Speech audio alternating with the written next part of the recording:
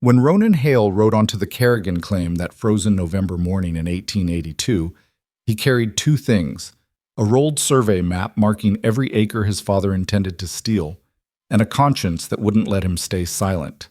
Lydia Kerrigan stood in her doorway with a rifle she barely knew how to fire, 3 hungry children behind her, and a homestead claim her dead father never finished filing.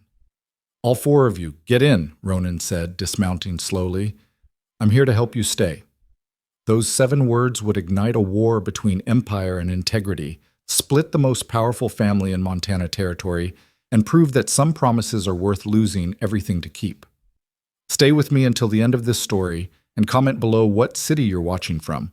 I want to see how far this tale of courage and love can travel. The wind off the Bitterroot Range carried the smell of coming snow, and Lydia Kerrigan knew they had maybe 2 weeks before the first real storm buried the valley. She stood at the window of the cabin her father had built 3 years ago, watching the gray clouds mass against the mountains, and counted supplies in her head the way she'd been doing every morning since August when Papa didn't wake up. 4 sacks of cornmeal, half a barrel of salted pork, enough firewood for maybe a month if they were careful. 3 children who depended on her to somehow turn those meager provisions into survival through a Montana winter.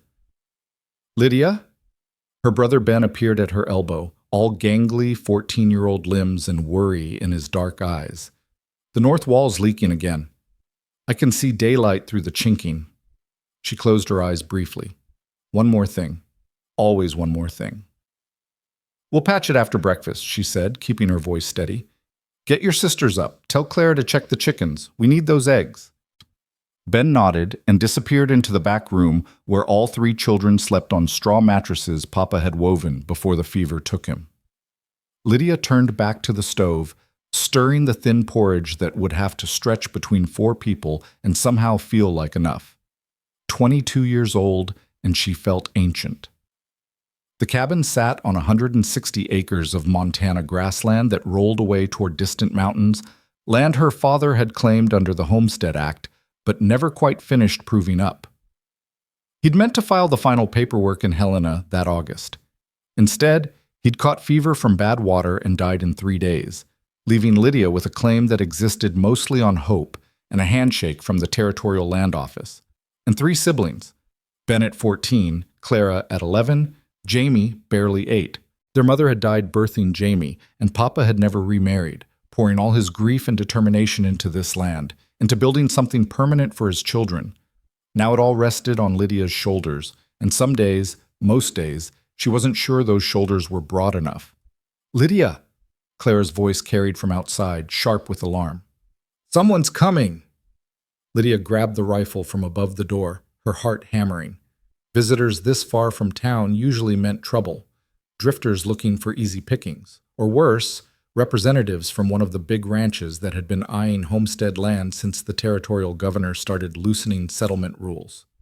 She stepped onto the porch, rifle held low but ready, and watched a rider crest the rise to the north. Single man on a good horse, riding easy like he had all the time in the world and owned every acre he crossed. That confidence told her everything. This wasn't a drifter. Clara stood by the chicken coop, gripping the egg basket like a weapon. Ben had appeared from the cabin, positioning himself between his sisters and the approaching rider. Jamie peered around Ben's leg, too young to understand the danger, but old enough to sense his siblings' tension. The rider came on steadily, and as he drew closer, Lydia could make out details. Tall man, broad-shouldered, maybe 30 years old, dark hair under a good hat, sheepskin coat that had cost real money, boots with silver conchos that caught the weak morning light. He rode a bay gelding that probably ate better than the Kerrigan children did. Money. Power. Everything the Kerrigans didn't have. He stopped 20 yards out, raising one hand slowly in a gesture of peace. "Miss Kerrigan, I'm Ronan Hale. I'm here to talk about your father's claim." Hale. The name hit like a fist to the stomach. Everyone in this part of Montana knew the Hales.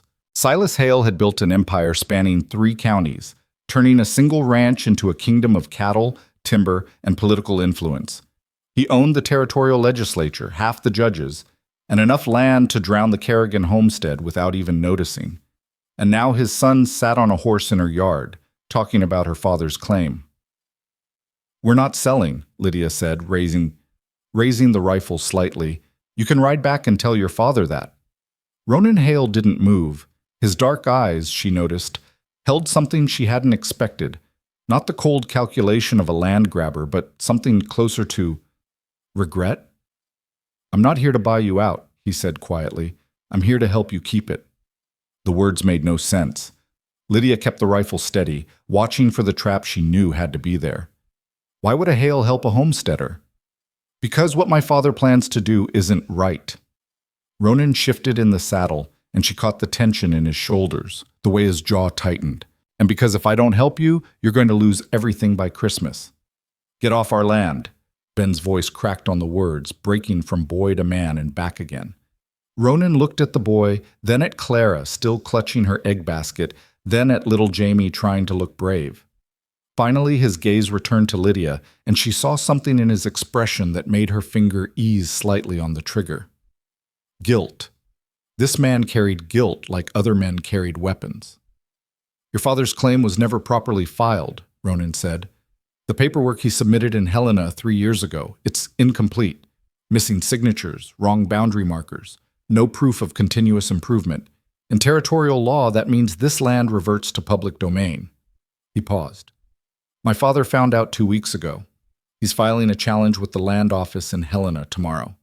Once that's filed, you'll have 30 days to prove legal ownership, or armed deputies will remove you from this property." The world tilted sideways. Lydia felt Clara's sharp intake of breath behind her, heard Ben's muttered curse that Papa would have scolded him for. "You're lying." But even as she said it, she knew he wasn't. It explained everything.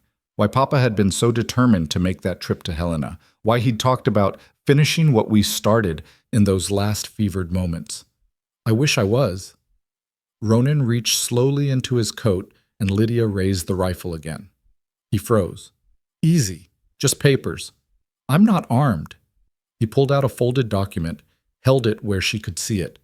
Even from 20 feet away, she recognized the Territorial Land Office seal. "This is a copy of your father's original filing," Ronan said. "I borrowed it from my father's study last night, rode through the dark to get here before he realizes it's missing." He urged his horse forward 2 steps, laid the document on a fence post, then backed away. "Look at it. You'll see what I'm talking about." Lydia didn't move. Couldn't.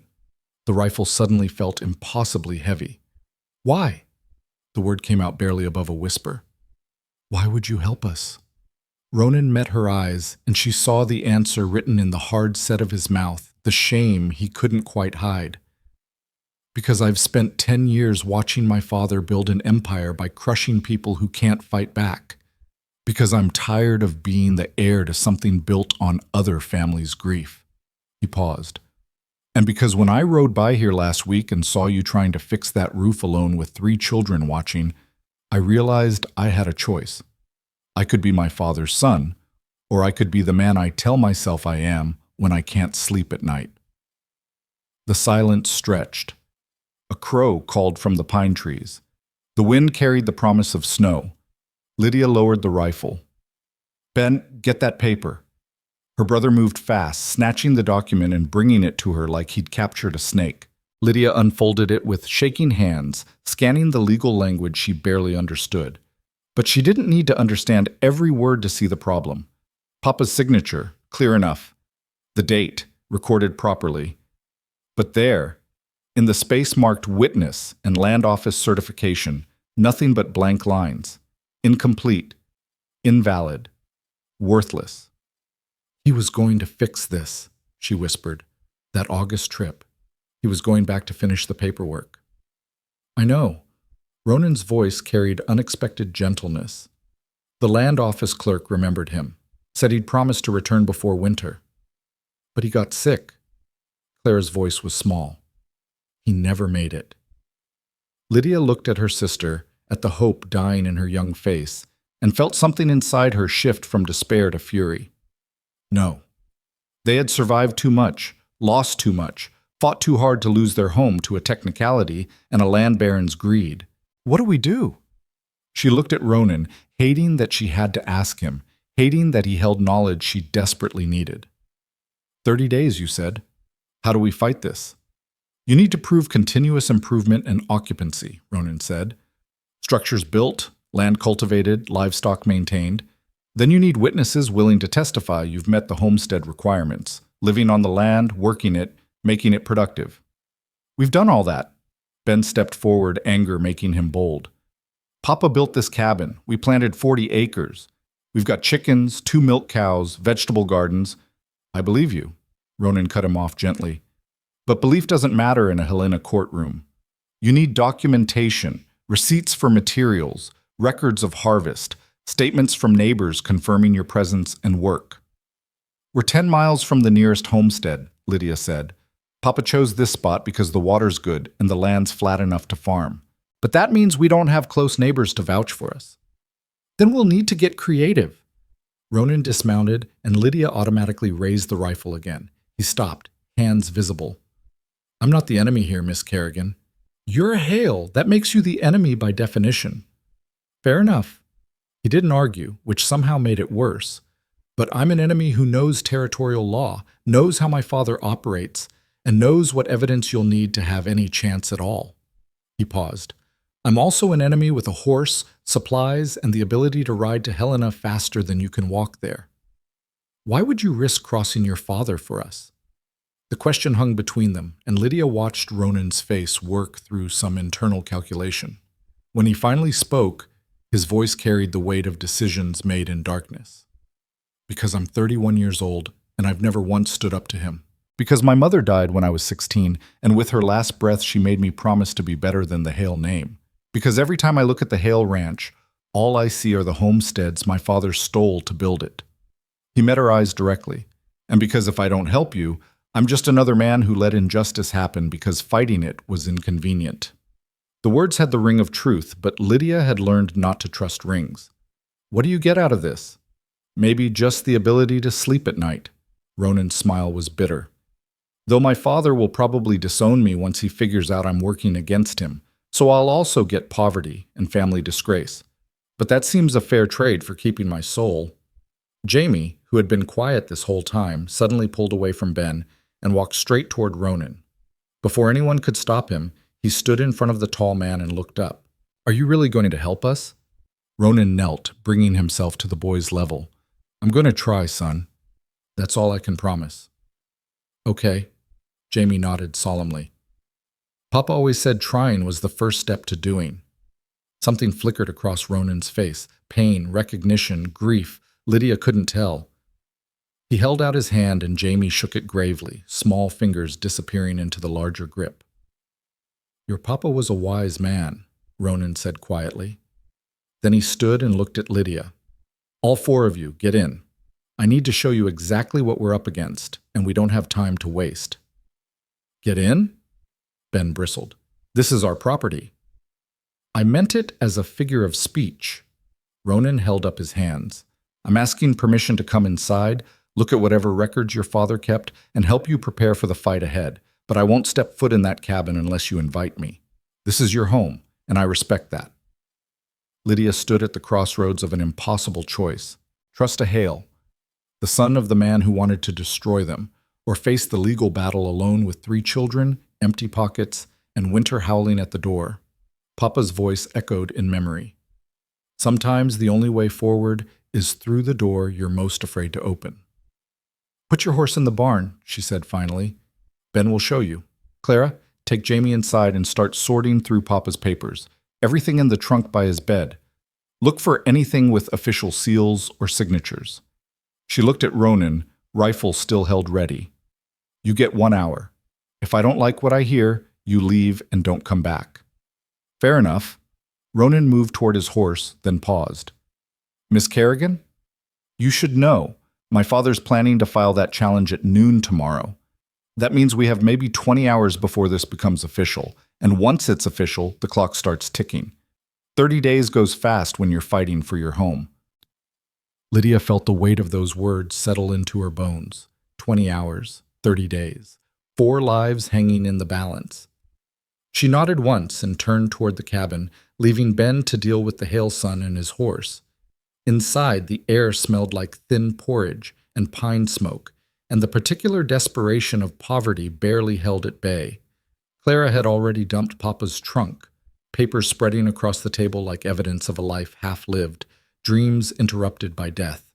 Lydia set the rifle back above the door and forced herself to breathe. 1 hour. She would listen to what Ronan Hale had to say, evaluate whether his help was genuine or trap, and make the choice that kept her siblings safe. Even if that choice meant trusting the one man who should have been her enemy.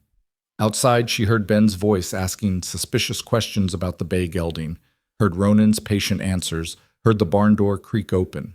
The sounds of temporary alliance, fragile as first ice. Lydia looked at the papers covering the table, her father's handwriting, his dreams laid out in ledgers and supply receipts and half-finished land surveys. Then she looked at Clara carefully organizing everything into piles, at Jamie watching with wide eyes, and felt the full weight of responsibility threaten to crush her. "Lydia?" Clara's voice was small. "Is he really going to help us?" "I don't know, sweetheart." Lydia pulled her sister close. "But we're going to find out." The cabin door opened. Ben entered first, wary and protective. Then Ronan Hale stepped inside, hat in hand, filling the small space with his presence. He looked around slowly at the threadbare furniture, the patched walls, the careful poverty of people who had nothing extra but kept everything clean. "My mother grew up in a cabin like this," he said quietly. "Before she married my father, she used to tell me that homes like this hold more love than all the grand ranches in Montana." He set a leather satchel on the table. "She'd have liked your family, Miss Kerrigan." Lydia didn't know what to say to that, so she said nothing. She gestured to the papers covering the table. "This is everything Papa kept. Tell me how bad it is." Ronan moved to the table, and Lydia watched his face as he sorted through the documents with practiced efficiency. She saw his expression tighten, saw him pause over certain papers, saw the way his jaw worked as he read things that clearly made the situation worse, not better. Finally, he looked up, and the sympathy in his eyes was almost worse than anger would have been. "It's bad," he said simply, "but it's not hopeless. Tell me." So he did. For the next hour, Ronan Hale laid out the legal framework that would determine whether the Kerrigan family kept their home or lost everything. He explained territorial homestead law in language they could understand, showed them exactly what documentation they had and what they critically lacked, outlined the process by which Silas Hale would challenge their claim and what that challenge would require them to prove. He spoke with authority but without condescension, treating even young Jamie's questions with respect. He sketched maps showing boundary lines, explained why certain receipts mattered more than others, demonstrated how witness testimony could fill gaps in paperwork if they could find anyone willing to testify. "Your father did most of the work," Ronan concluded. "He built structures, improved land, maintained continuous occupancy. The problem is proving it in a way territorial court will accept. My father will argue you're squatters on unclaimed land. You need to prove you're legitimate homesteaders fulfilling federal requirements." "How?" Ben's frustration bled through. "Papa's dead. We don't have fancy lawyers. We barely have food." "We start with what you do have." Ronan pulled out a notebook, began writing. "First, you have this cabin, built 3 years ago, continuously occupied, structurally sound enough to count as permanent improvement. Second, you have cultivated land, 40 acres planted and harvested. Third, you have livestock, proof of agricultural intention." "That's not enough, is it?" Lydia heard the answer in his hesitation. "No," Ronan admitted. "My father will bring receipts, surveys, legal precedents. He'll argue the land was never legally claimed, that your family are trespassers who've been squatting on public domain. He'll probably bring witnesses who'll testify they've never seen evidence of proper homesteading. Lying witnesses." Claire's voice held bitter wisdom beyond her 11 years. "Yes." Ronan didn't sugarcoat it. "My father believes the ends justify the means. He wants this land for railroad access. Your claim sits right on the path to the new spur line coming through the valley. He sees you as an obstacle to progress." "We're people," Jamie said suddenly, "not obstacles." Ronan looked at the boy for a long moment. "You're right, son, and that's exactly what we need the judge to see, that this isn't about land and law. It's about a family fighting to keep the home their father built with his own hands." "Judges care about law, not feelings," Lydia said. But something in Ronan's words had sparked a dangerous hope.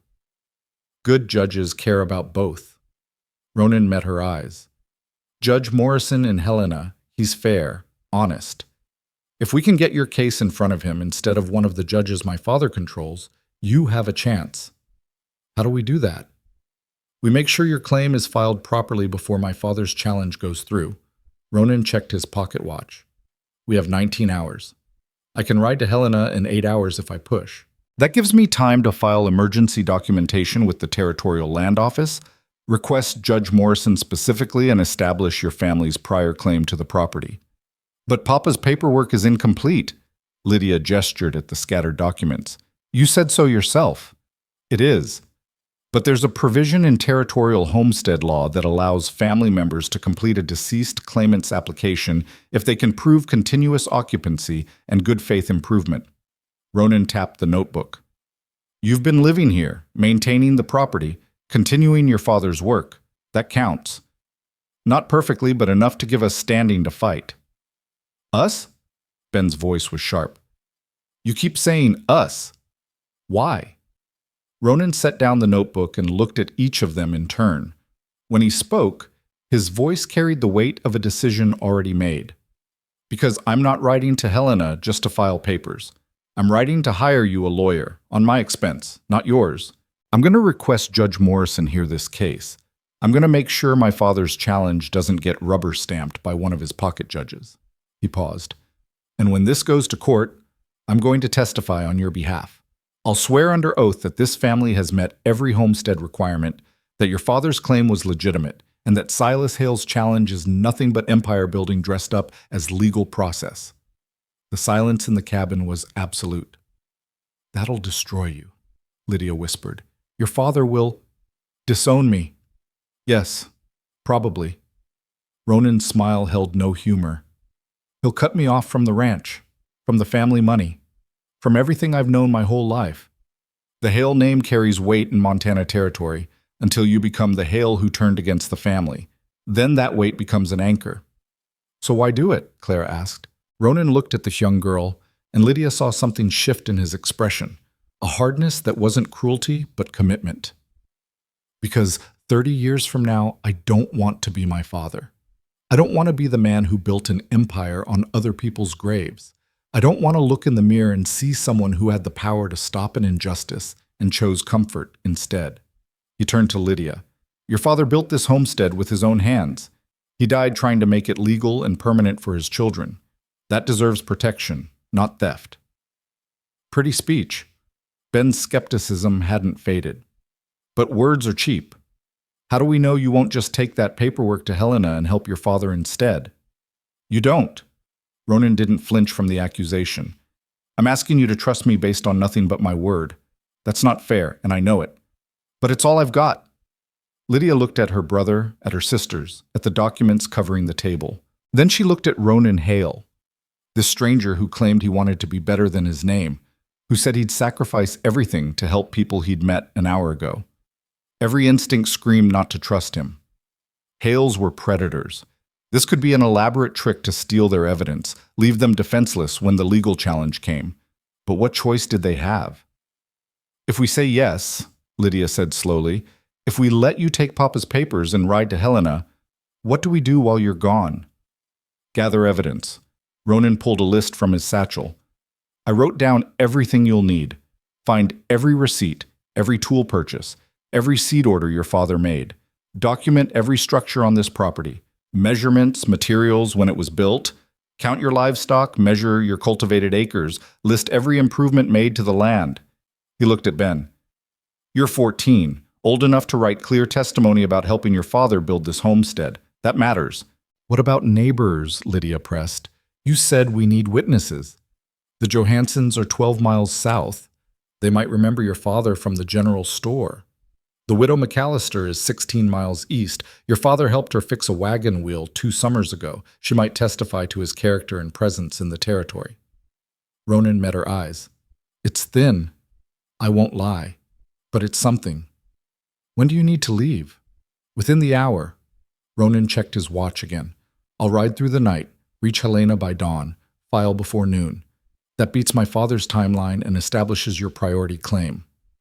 Lydia felt the moment crystallize into a choice that couldn't be unmade. Trust a Hale or fight alone? Risk betrayal or face certain defeat? Clara, gather Papa's documents, everything Ronan says he needs. Her voice surprised her with its steadiness. Ben, help him pack supplies for the ride. Jamie, fetch water from the well. She looked at Ronan. You get your chance. But if you betray us, if this is some trick, then I'll deserve whatever you want to do to me. Ronan held her gaze. But I give you my word, Miss Kerrigan, my mother's grave is on a hill above the Hale Ranch. I swear on her memory, I will fight for your home like it's my own. The oath hung in the air, weighted with sincerity that Lydia wanted desperately to believe. She nodded once, and the cabin exploded into activity. Clara carefully stacked documents while Ronan specified exactly what he needed. Ben grudgingly packed saddlebags with journey food. Jamie hauled water, important with grown-up purpose. Lydia stood apart, watching the controlled chaos, and tried to convince herself this wasn't the worst mistake of her life. 20 minutes later, Ronan Hale stood in the doorway, saddlebags loaded, documents secured in his leather satchel. The bay gelding waited outside, patient and strong. I'll be back in 4 days, Ronan said. 5 at most. While I'm gone, document everything. If anyone comes asking questions, anyone at all, don't answer. Refer them to your attorney in Helena. He paused. His name is Marcus Webb. I'm hiring him this afternoon. He's expensive, he's good, and he's one of the few lawyers in the territory who isn't afraid of my father. We can't pay him, Lydia said. I can. Ronan shrugged. Call it an investment in doing the right thing for once in my life. He started to leave, then turned back, reached into his coat and pulled out a small leather purse, held it out to Lydia. What's this? Enough money to buy supplies in town, flour, coffee, whatever you need. Consider it payment for your time helping me gather evidence. Lydia didn't take the purse. We're not charity. I know. You're a business arrangement. I need your cooperation and documentation. You need supplies to survive while we fight this case. That's commerce, not charity. His eyes held understanding, not pity.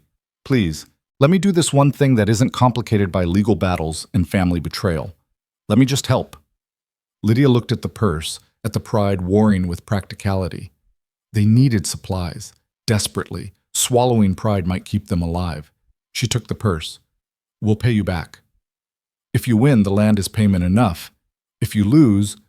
He stopped. You're not going to lose. Not if I have anything to say about it. Then Ronan Hale walked out of the cabin, mounted his bay gelding, and rode north toward Helena at a gallop that would test both horse and rider. Lydia stood on the porch watching until he disappeared over the rise, aware of her siblings clustered behind her, all of them balanced on the knife edge of hope and terror. Did we just make the biggest mistake of our lives? Ben asked quietly. Maybe. Lydia turned to face them, saw her own fear reflected in 3 young faces. Or maybe we just found the one person willing to fight on our side. What do we do now? Claire's voice was small.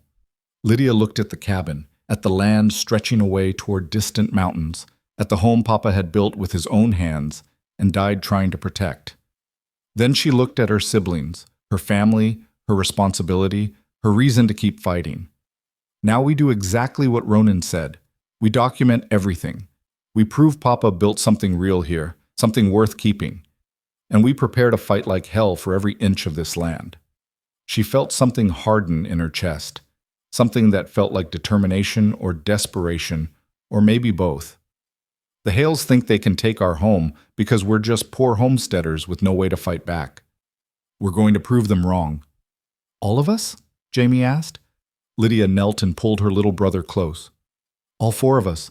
Just like Ronan said, we're in this together. The wind off the mountains carried the promise of winter, and somewhere in Helena, a powerful man named Silas Hale was planning to destroy them. But here on this patch of Montana grassland, 4 siblings stood together and made a silent promise to their dead father. His dream wouldn't die with him, not without the fight of their lives. The 4 days after Ronan Hale rode north felt like 4 years. Lydia woke before dawn each morning with her stomach twisted into knots, wondering if she'd made the worst decision of her life or the only one that mattered. She'd sent their only evidence into the hands of a man whose father wanted to destroy them, trusted a stranger who wore the name of their enemy, gambled everything on words spoken in a cramped cabin by someone who claimed he wanted to be better than his blood. But there was no time for doubt, only work. Ben spent those days measuring every structure on the property with a length of rope they'd marked in careful increments. He recorded the cabin dimensions, the barn measurements, the chicken coop specifications. His handwriting filled page after page of precious paper, documenting what Papa had built with his own hands. Lydia watched her brother work with grim determination, saw him becoming the man their father would never see, and felt pride war with grief in her chest. Clara took inventory of everything they owned. Every tool, every piece of equipment, every seed packet saved from last year's garden. She wrote it all down in her careful schoolgirl script, creating a record of resources that proved they were farmers, not squatters. When she finished, she started on testimony, writing out memories of Papa working the land, of the day they'd planted the first crops, of how he'd taught them to read the weather and respect the soil. Jamie, too young for complex tasks, became their messenger and scout. He watched the road for riders, collected eggs with religious dedication, and appointed himself guardian of Papa's work. Anytime someone started to doubt, Jamie would say in his serious 8-year-old voice, "Papa always finished what he started, so will we." The words became their motto, repeated in the dark hours when hope felt thin as morning mist. On the third day, Lydia took the money Ronan had left and rode their old mare into town. She needed supplies, but more than that, she needed to gauge whether word of the Hale Challenge had spread. Small towns were gossip networks wrapped in storefronts, and knowledge was its own kind of currency.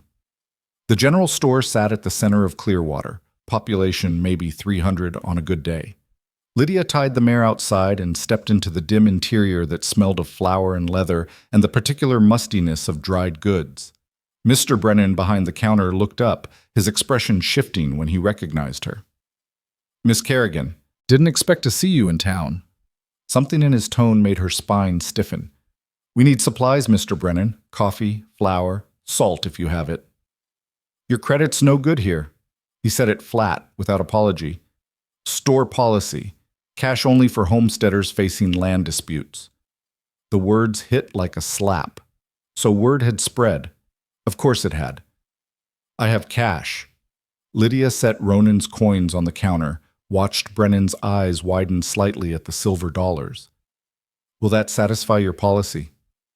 "Where'd you get that kind of money?" Suspicion colored every word. "That's my business. Are you selling me supplies or not?" Brennan studied her for a long moment, calculation visible in his narrow face. Finally, he nodded and started gathering items, but his movements were grudging. As he worked, Lydia became aware of other customers in the store. Mrs. Henderson examining fabric, old Sam Pickett pretending to look at tobacco. All of them watching without appearing to watch. "Heard you're tangling with the Hales," Mrs. Henderson said, not looking up from her examination of gingham. "That's a fool's errand, girl. Silas Hale gets what he wants." "Not this time." Lydia kept her voice steady. "You got a lawyer?" Sam Pickett spoke around his tobacco-stained teeth. "Because the Hales got 3. Rich ones from back east. We have representation." Lydia didn't elaborate. Let them wonder. "Representation won't help you against Silas Hale." Brennan shoved her supplies across the counter harder than necessary. "That man's turned territorial law into his personal property deed. He wants your land, he'll get your land. Only question is whether you're smart enough to take whatever money he offers and walk away with something, or stubborn enough to fight until you've got nothing left but pride and an eviction notice." Lydia counted out the coins slowly, giving herself time to control the anger rising in her throat. "My father built our homestead with his own hands. He died making it legal. We're not walking away because fighting's hard." "Your father was a dreamer." Mrs. Henderson finally looked up, and her expression held something between pity and contempt. "Dreamers don't last long against men like Silas Hale." "Maybe. Or maybe dreamers are the only ones who matter in the end." Lydia gathered her supplies. "Either way, we'll find out soon enough." She walked out before anyone could respond, climbed onto the old mare, and rode away from Clearwater with the weight of the town's judgment heavy on her shoulders. So that's how it would be.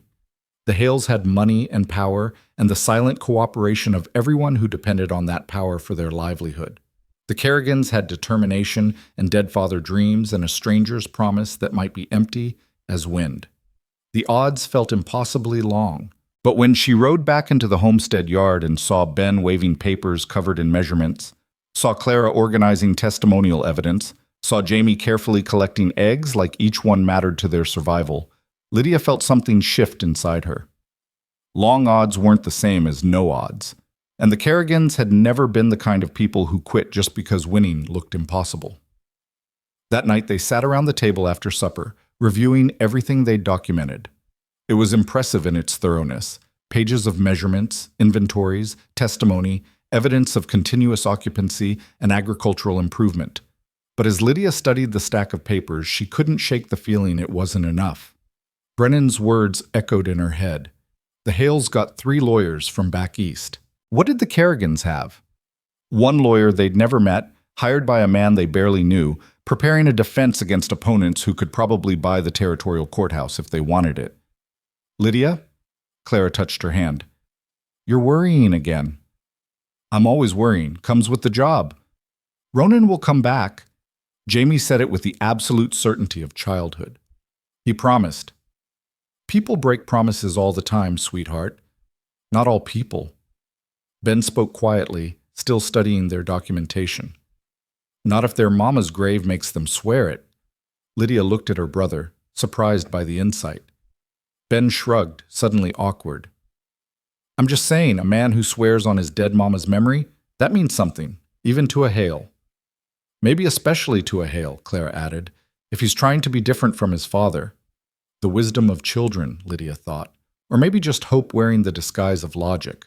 Either way, it was all they had to hold on to as the 4th day stretched into evening, and still no rider appeared on the northern horizon. Lydia was checking the chickens at sunset when she heard hoofbeats. Her heart lurched. She grabbed the rifle from where she'd started keeping it close, always close now, and moved to where she could see the road. 2 riders this time. The lead horse was the bay gelding she recognized, but the man in the saddle looked like he'd been through hell. Even from a distance, she could see Ronan's exhaustion, the way he sat the horse like every bone ached.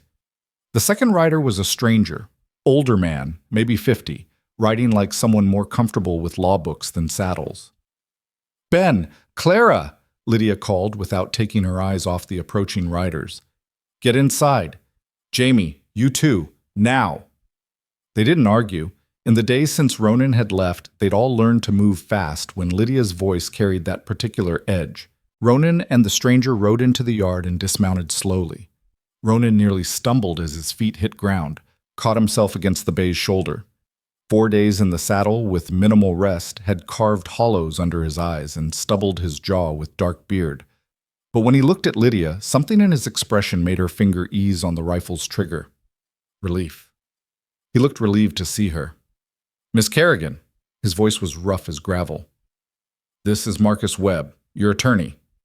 The older man stepped forward, and Lydia saw intelligence in his sharp eyes, competence in the way he carried himself despite obvious saddle weariness. He held out his hand. Miss Kerrigan, I understand you're facing a challenge from Silas Hale regarding your homestead claim. I've reviewed your father's documentation, and I believe we have grounds to fight. Believe isn't the same as will win. Lydia shook his hand anyway. What are our chances? Better than they were 4 days ago. Webb pulled a document from his saddlebag. Your emergency claim has been filed with the Territorial Land Office. Judge Morrison has agreed to hear the case, and Silas Hale's automatic challenge has been blocked pending full evidentiary hearing. The words took a moment to penetrate. Blocked? How?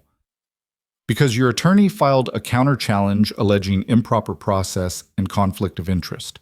Webb's smile was thin. Silas Hale tried to use his influence with territorial clerks to fast-track his claim.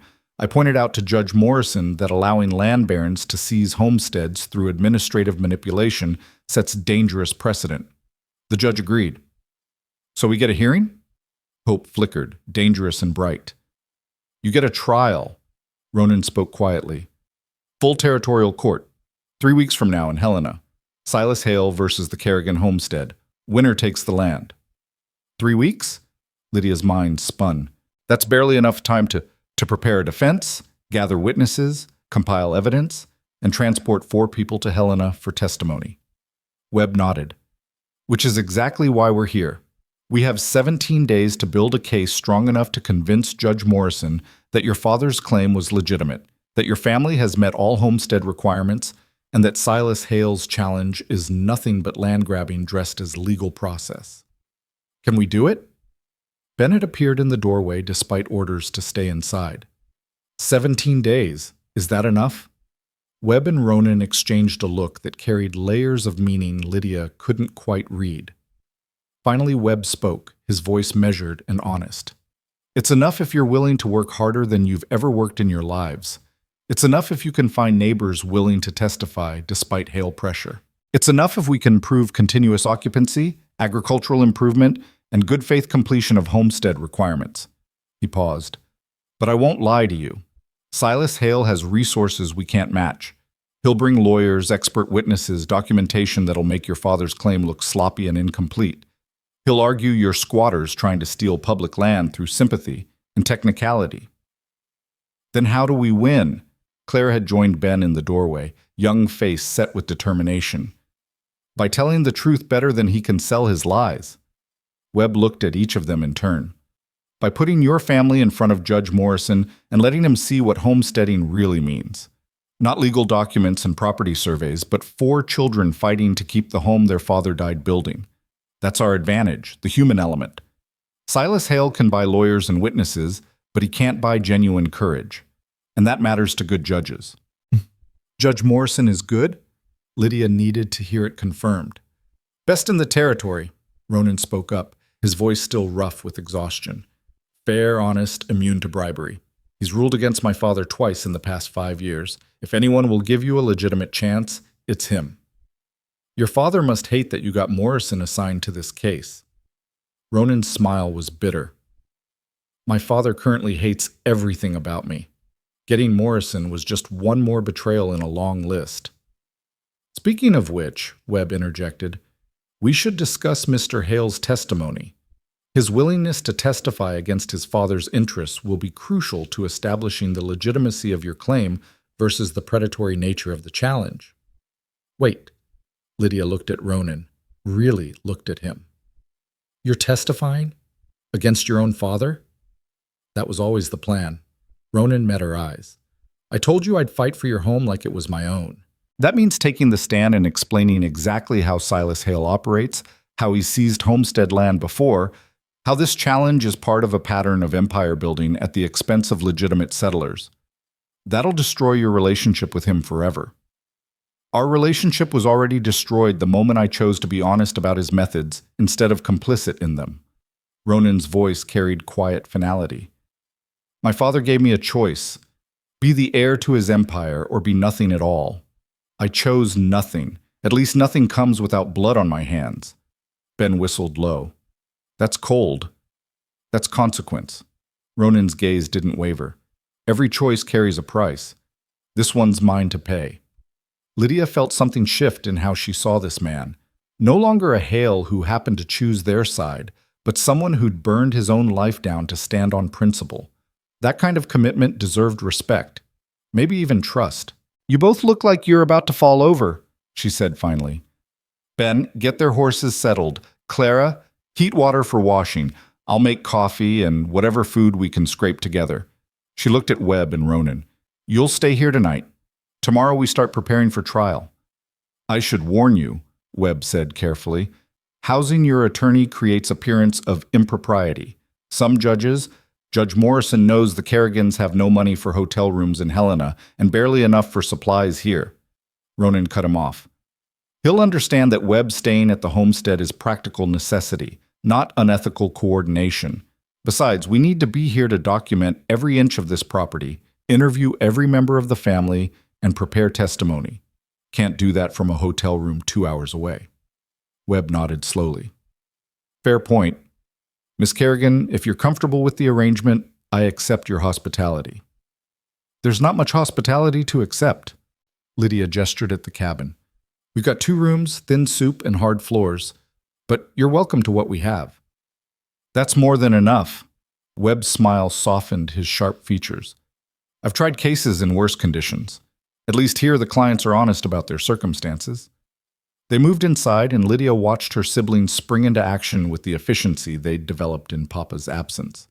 Ben led the horses to the barn without being asked. Clara heated water at the stove while Jamie set out their few plates and cups.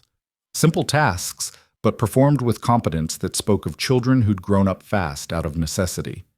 Ronan and Webb settled at the table, and Lydia saw both men scanning the cabin with professional assessment. Webb's gaze lingered on the careful poverty, patched clothing hanging on pegs, thin blankets, repaired furniture. Ronan's eyes went to the papers still covering the table, the documentation the children had spent 4 days compiling. You've been busy.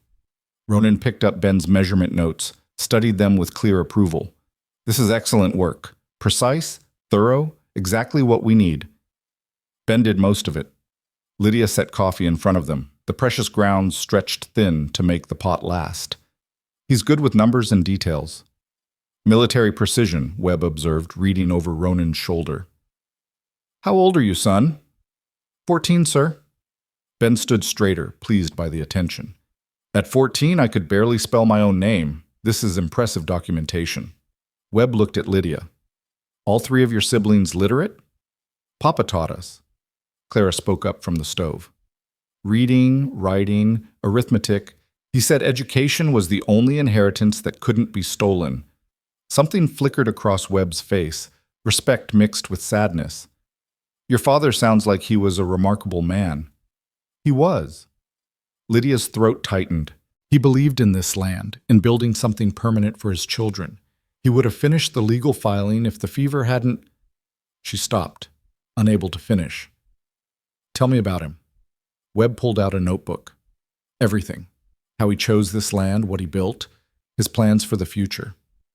If we're going to convince Judge Morrison that your father's claim was legitimate, I need to know the man behind the paperwork. So Lydia told him. In the dim cabin with coffee going cold and the wind picking up outside, she painted a picture of Thomas Kerrigan, a widower who'd lost his wife but refused to lose his children, a dreamer who'd seen possibility in Montana grassland and worked himself to exhaustion, turning that dream into reality, a father who'd taught them to read the weather and plant by moon phases and fix what was broken instead of abandoning it. As she talked, Clara added memories. Ben contributed details about the building process, how Papa had taught him to square corners and read a level. Even Jamie chimed in with fragments of recollection. Papa's laugh, his patient answers to endless questions, the way he'd always said trying was the first step to doing. Webb wrote it all down, his pen scratching across paper as he captured the essence of a man he'd never meet but would have to defend in court. Ronan listened in silence, but Lydia saw his expression change as the story unfolded. Grief, yes, but also something else. Recognition, maybe. Or regret for a father so different from his own. When they finally finished, full dark had fallen outside. The cabin felt smaller with 6 people crowded around the table, but also warmer somehow, less like poverty and more like solidarity. Here's what happens next. Webb set down his pen. Tomorrow we document this property from boundary to boundary. I need photographs if we can arrange it, detailed sketches if we can't. We measure, record, create evidence that this homestead represents genuine agricultural improvement, not speculative land grabbing.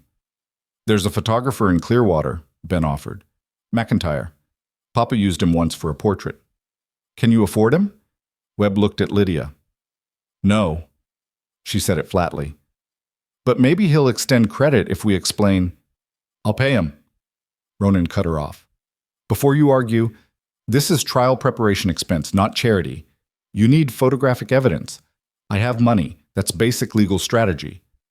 Lydia wanted to argue but couldn't find solid ground. He was right. They needed evidence they couldn't create themselves. Fine, but we're keeping accounts. When this is over, you'll own your land free and clear. Ronan's voice carried absolute conviction. That's payment enough. Webb continued as if the exchange hadn't happened.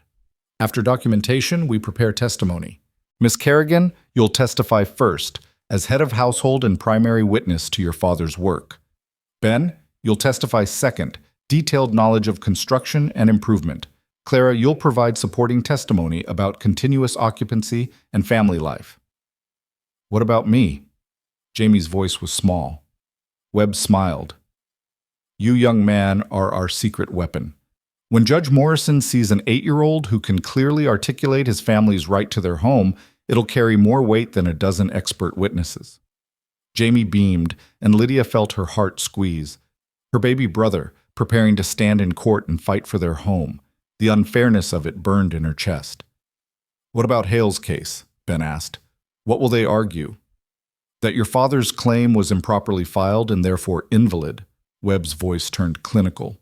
That you're squatters on public land who've been living here without legal authority. That genuine homesteaders follow proper procedures. And your father's failure to complete his filing demonstrates either incompetence or deliberate attempt to circumvent the law. That's a lie. Clara's voice shook with anger. Papa was planning to file. The fever… I know. Webb's expression softened. And we'll establish that through testimony and evidence. But understand, Silas Hale's lawyers will attack your father's character, his competence, his intentions. They'll make him sound like a con artist or fool. You need to be prepared for that. They can't talk about Papa like that. Jamie's eyes filled with tears. They didn't know him. No, they didn't. Ronan spoke gently. Which is why our testimony matters. We're going to tell Judge Morrison who your father really was. And when Hale's lawyers try to tear him down, we're going to show the judge exactly who's lying. The confidence in his voice was almost convincing. Lydia wanted desperately to believe it. They talked strategy for another hour before exhaustion finally won. Webb and Ronan would share the front room, sleeping on floors they insisted were luxury compared to saddles. The children would keep their usual room. Lydia would maintain her watch by the door, rifle close, the way she had every night since Papa died. As the cabin settled into sleep, Lydia lay awake listening to the wind test the walls Papa had built. Somewhere in Helena, Silas Hale was probably doing the same, lying awake, planning strategy, marshaling resources to crush 4 children who dared challenge his empire. 3 weeks until trial. 17 days to prepare. A lifetime of consequences riding on whether one judge believed their story over Hale's money. The odds still felt impossibly long, but for the first time since Papa died, Lydia felt like maybe, just maybe, they had a chance. The next morning brought the photographer, a nervous man named McIntyre, who kept glancing at Ronan like he expected to be struck by lightning for associating with the homesteaders fighting the Hales. But Ronan's money convinced him, and he spent 3 hours capturing images of the cabin, the barn, the cultivated fields, the well Papa had dug. Evidence transformed into glass plates that would either save them or fail to. Webb directed the photography with a lawyer's eye for detail, making sure every improvement was documented from multiple angles. Ben followed with his measurement notes, Clara with her inventory lists. Even Jamie helped, standing in photographs to provide scale, his small form making the structures look more impressive by comparison. By afternoon, they had documentation that felt substantial. Real.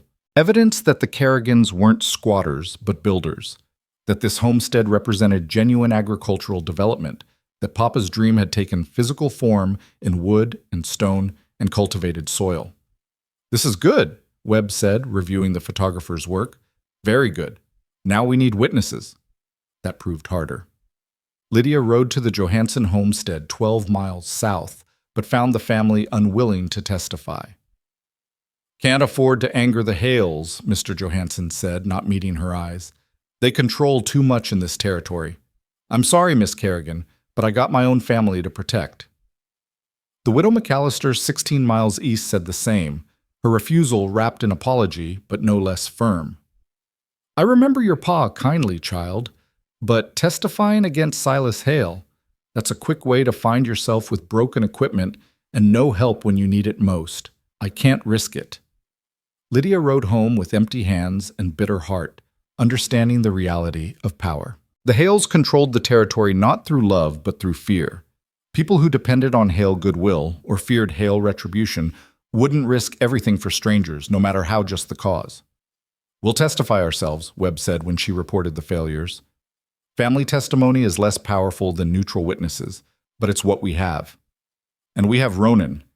His testimony will carry significant weight precisely because he's a Hale speaking against Hale interests. Assuming the judge believes I'm genuine and not playing some elaborate game." Ronan spoke quietly from where he'd been studying land surveys. "My father will argue I'm either mentally unstable or being manipulated by Miss Kerrigan." "Are you?" Lydia asked bluntly. "Unstable or manipulated?" Ronan met her eyes. "Neither. Just tired of being complicit in injustice because fighting it was uncomfortable." The days blurred together after that. A grinding routine of preparation and documentation and rehearsing testimony until the words felt hollow from repetition. Webb drilled them on courtroom procedures, how to answer questions directly, how to maintain composure under hostile cross-examination. He played the role of Hale's attorneys, attacking with questions designed to unsettle and discredit. "Your father was an uneducated drifter who couldn't even file paperwork correctly, wasn't he?" "No, sir. My father was a skilled builder who died before completing administrative process." "You're just children playing at farming, aren't you? Pretending to be homesteaders?" "No, sir. We're children continuing our father's work, maintaining the land he died developing." Over and over until the responses became automatic, until even Jamie could deflect hostile questions with calm clarity. But through it all, Lydia felt the weight of what they were attempting. 4 children against an empire. Truth against power. Hope against the grinding machinery of territorial law that favored wealth and influence over justice. The night before they were to leave for Helena, Lydia stood outside the cabin watching stars wheel overhead. Behind her, the home Papa built stood solid against the darkness. Around her, the land he'd broken and planted stretched toward mountains he'd loved. Everything he'd worked for, everything he'd died protecting, balanced on the edge of a courtroom's decision. She heard footsteps and turned to find Ronan joining her, his own gaze on the stars. "Can't sleep either?" he asked quietly. "Too many thoughts." She paused. "You've given up everything for this. Your family, your inheritance, your place in the territory. Why? Really, why?" Ronan was silent for a long moment. When he finally spoke, his voice carried the weight of decisions that couldn't be unmade. "Because 10 years ago, I watched my father destroy the Martinez family to seize their water rights. I was 21, fresh from college, full of ideals about justice and fairness. I told myself I'd speak up, I'd stop him, I'd be better than the Hale name." He paused. "Instead, I stayed silent, and the Martinez family lost everything: their homestead, their livelihood, their hope. Last I heard, they're sharecroppers in California, broken by what my silence allowed. That wasn't your fault. Wasn't it?" He looked at her. "I had the power to speak truth. I chose comfort instead, and a family paid the price for my cowardice." His jaw tightened. "I swore I'd never make that choice again. That next time I saw injustice, I'd fight it, regardless of cost. Your family is that next time. And this time, I'm not staying silent." Lydia studied his profile in the starlight, saw the determination etched in every line of his face. "You're paying a hell of a price for your conscience." "Good. Maybe that'll convince me it means something." He turned to face her fully. "Tomorrow we ride to Helena. In 2 weeks we stand in front of Judge Morrison. Win or lose, know this.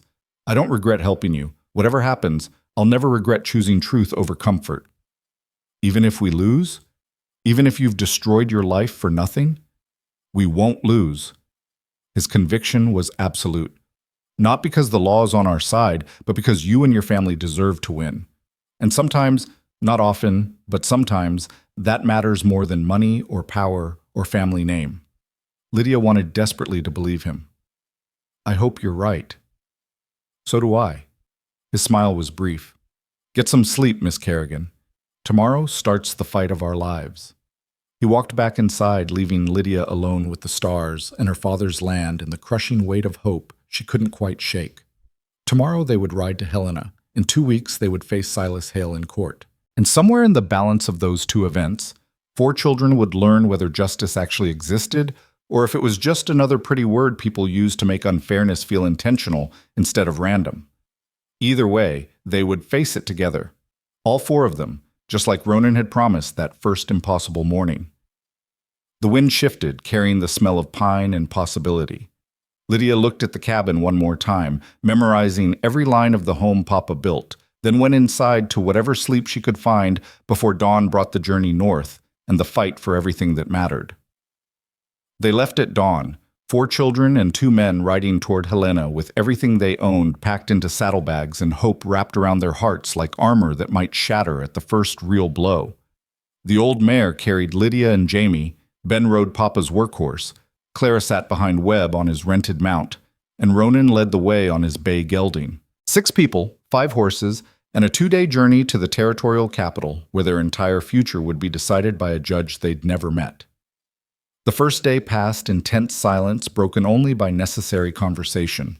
They stopped twice to rest the horses and once to eat cold biscuits Clara had packed. Jamie fell asleep against Lydia's back, his small arms wrapped around her waist, trust absolute even as they rode toward uncertainty. She felt the weight of that trust pressing between her shoulder blades, reminder that 3 lives depended on decisions she barely felt qualified to make. That night they camped in a stand of pines 20 miles from Helena, too far from the homestead to turn back, too far from the capital to arrive before dark. Webb had argued for pushing through, but Ronan overruled him. They need rest, we all do. Better to arrive fresh tomorrow than exhausted tonight. They built a small fire and ate more of Clara's provisions, while darkness gathered around them like a living thing. The temperature dropped fast once the sun disappeared behind the mountains, and they huddled close to the flames, sharing blankets and body heat. Lydia watched her siblings' faces in the firelight, saw exhaustion and fear and determination all mixed together, and wondered what Papa would think of his children riding to court to fight for his dream. "Tell me about the courtroom." Ben broke the silence, his voice careful. "What should we expect?" Webb poked at the fire with a stick, his lawyer's face thoughtful. "Territorial courthouse is a brick building on Main Street. Courtroom itself is maybe 40 feet square, wooden benches for spectators, judge's bench at the front, witness stand to the right. It'll be full. Cases involving the Hales always draw crowds." "Why?" Clara pulled her blanket tighter. "Because people want to see if anyone can actually beat Silas Hale in court." Ronan spoke quietly. "My father's won every land dispute he's ever filed. Every one. People come to watch him crush opposition like it's theater." "That's comforting," Ben muttered. "It's reality." Ronan met the boy's eyes. "You need to understand what you're walking into. My father will have 3 lawyers, all expensive, all experienced. They'll dress in fine suits and speak in legal language designed to make you feel small and stupid. They'll attack every piece of evidence we present, question every statement you make, and try to turn your father's memory into something shameful." "Ronan," Webb started, but Ronan shook his head. "No, they need to hear this. They need to be prepared." He looked at each of the children in turn. "Hale's lawyers will try to break you on the stand. They'll ask questions designed to confuse you, to make you contradict yourself, to prove you're just children pretending to understand adult matters. They'll be relentless because that's what my father pays them to be." "So what do we do?" Lydia heard her voice shake slightly. "You tell the truth." Webb's answer was simple. Not their truth, not some legal fiction, just what actually happened. Your father built a homestead. You've maintained it. You've met every substantive requirement of the Homestead Act. The only thing missing is bureaucratic paperwork, and that's missing because your father died before he could complete it. That's not fraud or incompetence. That's tragedy. Make the judge see that. And if he doesn't? Jamie's small voice cut through the darkness. Nobody answered immediately. The fire crackled, somewhere an owl called, and the weight of the question hung over them like the smoke that drifted toward the stars. "Then we lose," Ronan said finally. "And you'll have 30 days to gather what you can carry and leave the only home you've ever known. My father will tear down your cabin, plow under your fields, and build whatever empire expansion he's planned for that land. In 5 years, no one will remember the Kerrigans ever existed there." "Ronan," Webb's voice carried warning. "They asked. They deserve honest answers." Ronan's face was hard in the firelight. "But here's what else is true. Judge Morrison doesn't like my father. He's ruled against him before, cost him land he thought he'd already won. Morrison believes in homestead law, believes in giving settlers fair shake against the land barons. If anyone will listen to your story and see past the missing paperwork to the legitimate claim underneath, it's him. So we might actually win? Clara's voice held fragile hope. We might. Webb chose his words carefully. But understand, even if Morrison rules in your favor, your troubles aren't over. Your father's claim still needs to be properly filed, which means more paperwork, more fees, more bureaucratic process. And Silas Hale doesn't accept defeat gracefully. He might appeal, might find other legal mechanisms to challenge your ownership. Winning this case is the beginning, not the end. But it's a beginning we can build on. Lydia heard herself speaking with more confidence than she felt. Papa always said the first step was trying. Everything else came after. Your father was wise. Ronan's voice softened. Hold on to that wisdom tomorrow. You'll need it. They settled into uneasy sleep after that, taking turns keeping watch, though none of them really expected trouble this close to Helena. Lydia took the last watch, sitting by dying embers while dawn painted the eastern sky with rose and gold. She thought about Papa, about the morning he'd announced they were heading to Montana to claim land and build something permanent. She'd been 18 then, fresh from burying Mama, helping Papa manage 3 grieving children while he tried to hold himself together enough to keep them all alive. We're going to build something that lasts, he'd told her that morning in the Kansas boarding house where they'd spent the winter. Something none of you can lose no matter what happens to me. Land, Lydia. Our own land. That's the only inheritance that matters. And now here she sat, 4 years later, fighting to keep that inheritance from men who saw it as nothing more than obstacle to their empire. The injustice of it burned in her chest, hot enough to keep the morning chill at bay. You're thinking too hard. Ronan appeared beside her, moving quiet as smoke. I can hear the gears grinding from my bedroll. Just remembering Papa's promises. She didn't look at him, wondering if they were naive or prophetic. Maybe both. He settled onto the log beside her, close enough that she could feel his warmth. The best promises usually are. They sat in comfortable silence while the camp stirred awake around them. Webb emerged from his blankets looking every day of 50. Ben and Clara moved with the careful stiffness of people unused to sleeping on hard ground, and Jamie bounded up with the resilience of childhood that hadn't yet learned permanent exhaustion. They reached Helena by mid-afternoon, and Lydia's first sight of the territorial capital stole her breath. Buildings rose 2 and 3 stories tall, streets bustled with wagons and carriages. People moved with urban purpose that made her feel like a country mouse stumbled into someone else's world. She'd been to small towns, had seen Clearwater's dusty Main Street, but Helena was something else entirely. This was where territorial power lived and breathed, where laws got written and fortunes got made, where people like the Hales ruled from brick mansions while people like the Kerrigans tried to survive on the margins. Stay close. Ronan guided them through the crowded streets with the ease of someone who knew this world. Webb arranged lodging at Mrs. Patterson's boarding house. It's not fancy, but it's clean, and the rates are fair. The boarding house sat on a side street 3 blocks from the courthouse, a narrow building squeezed between a feed store and a tailor's shop. Mrs. Patterson herself answered Ronan's knock, a weathered woman, maybe 60 years old with sharp eyes that missed nothing. You're the homesteaders fighting Silas Hale. It wasn't a question. Words all over town. You got more courage than sense, girl. Probably true, ma'am. Lydia managed a tired smile. But sense won't save our home. No, I suppose it won't. Mrs. Patterson studied them each in turn, her gaze lingering on Jamie. 4 children against a land baron. That's a story worth watching. Come on, then. I've got 2 rooms ready. Not much, but better than camping. She led them upstairs to cramped quarters that felt like luxury after 2 days in the saddle. 2 beds in each room, clean sheets, water for washing. Clara immediately claimed a bed for herself and Jamie, while Ben insisted he'd sleep on the floor like a gentleman. Lydia was too tired to argue. Trial starts day after tomorrow, Webb said, as they gathered in the larger room to review strategy. Tomorrow we meet with Judge Morrison's clerk to submit final documentation and review procedures. Tonight, you rest. All of you. I need you sharp and calm when we walk into that courtroom. Where will Silas Hale be? Ben asked. During the trial, I mean. Front row. Ronan's voice was flat. He'll want you to see him, want you to feel the weight of his presence. Intimidation is his favorite weapon. Will he try to talk to us? Claire's voice was small.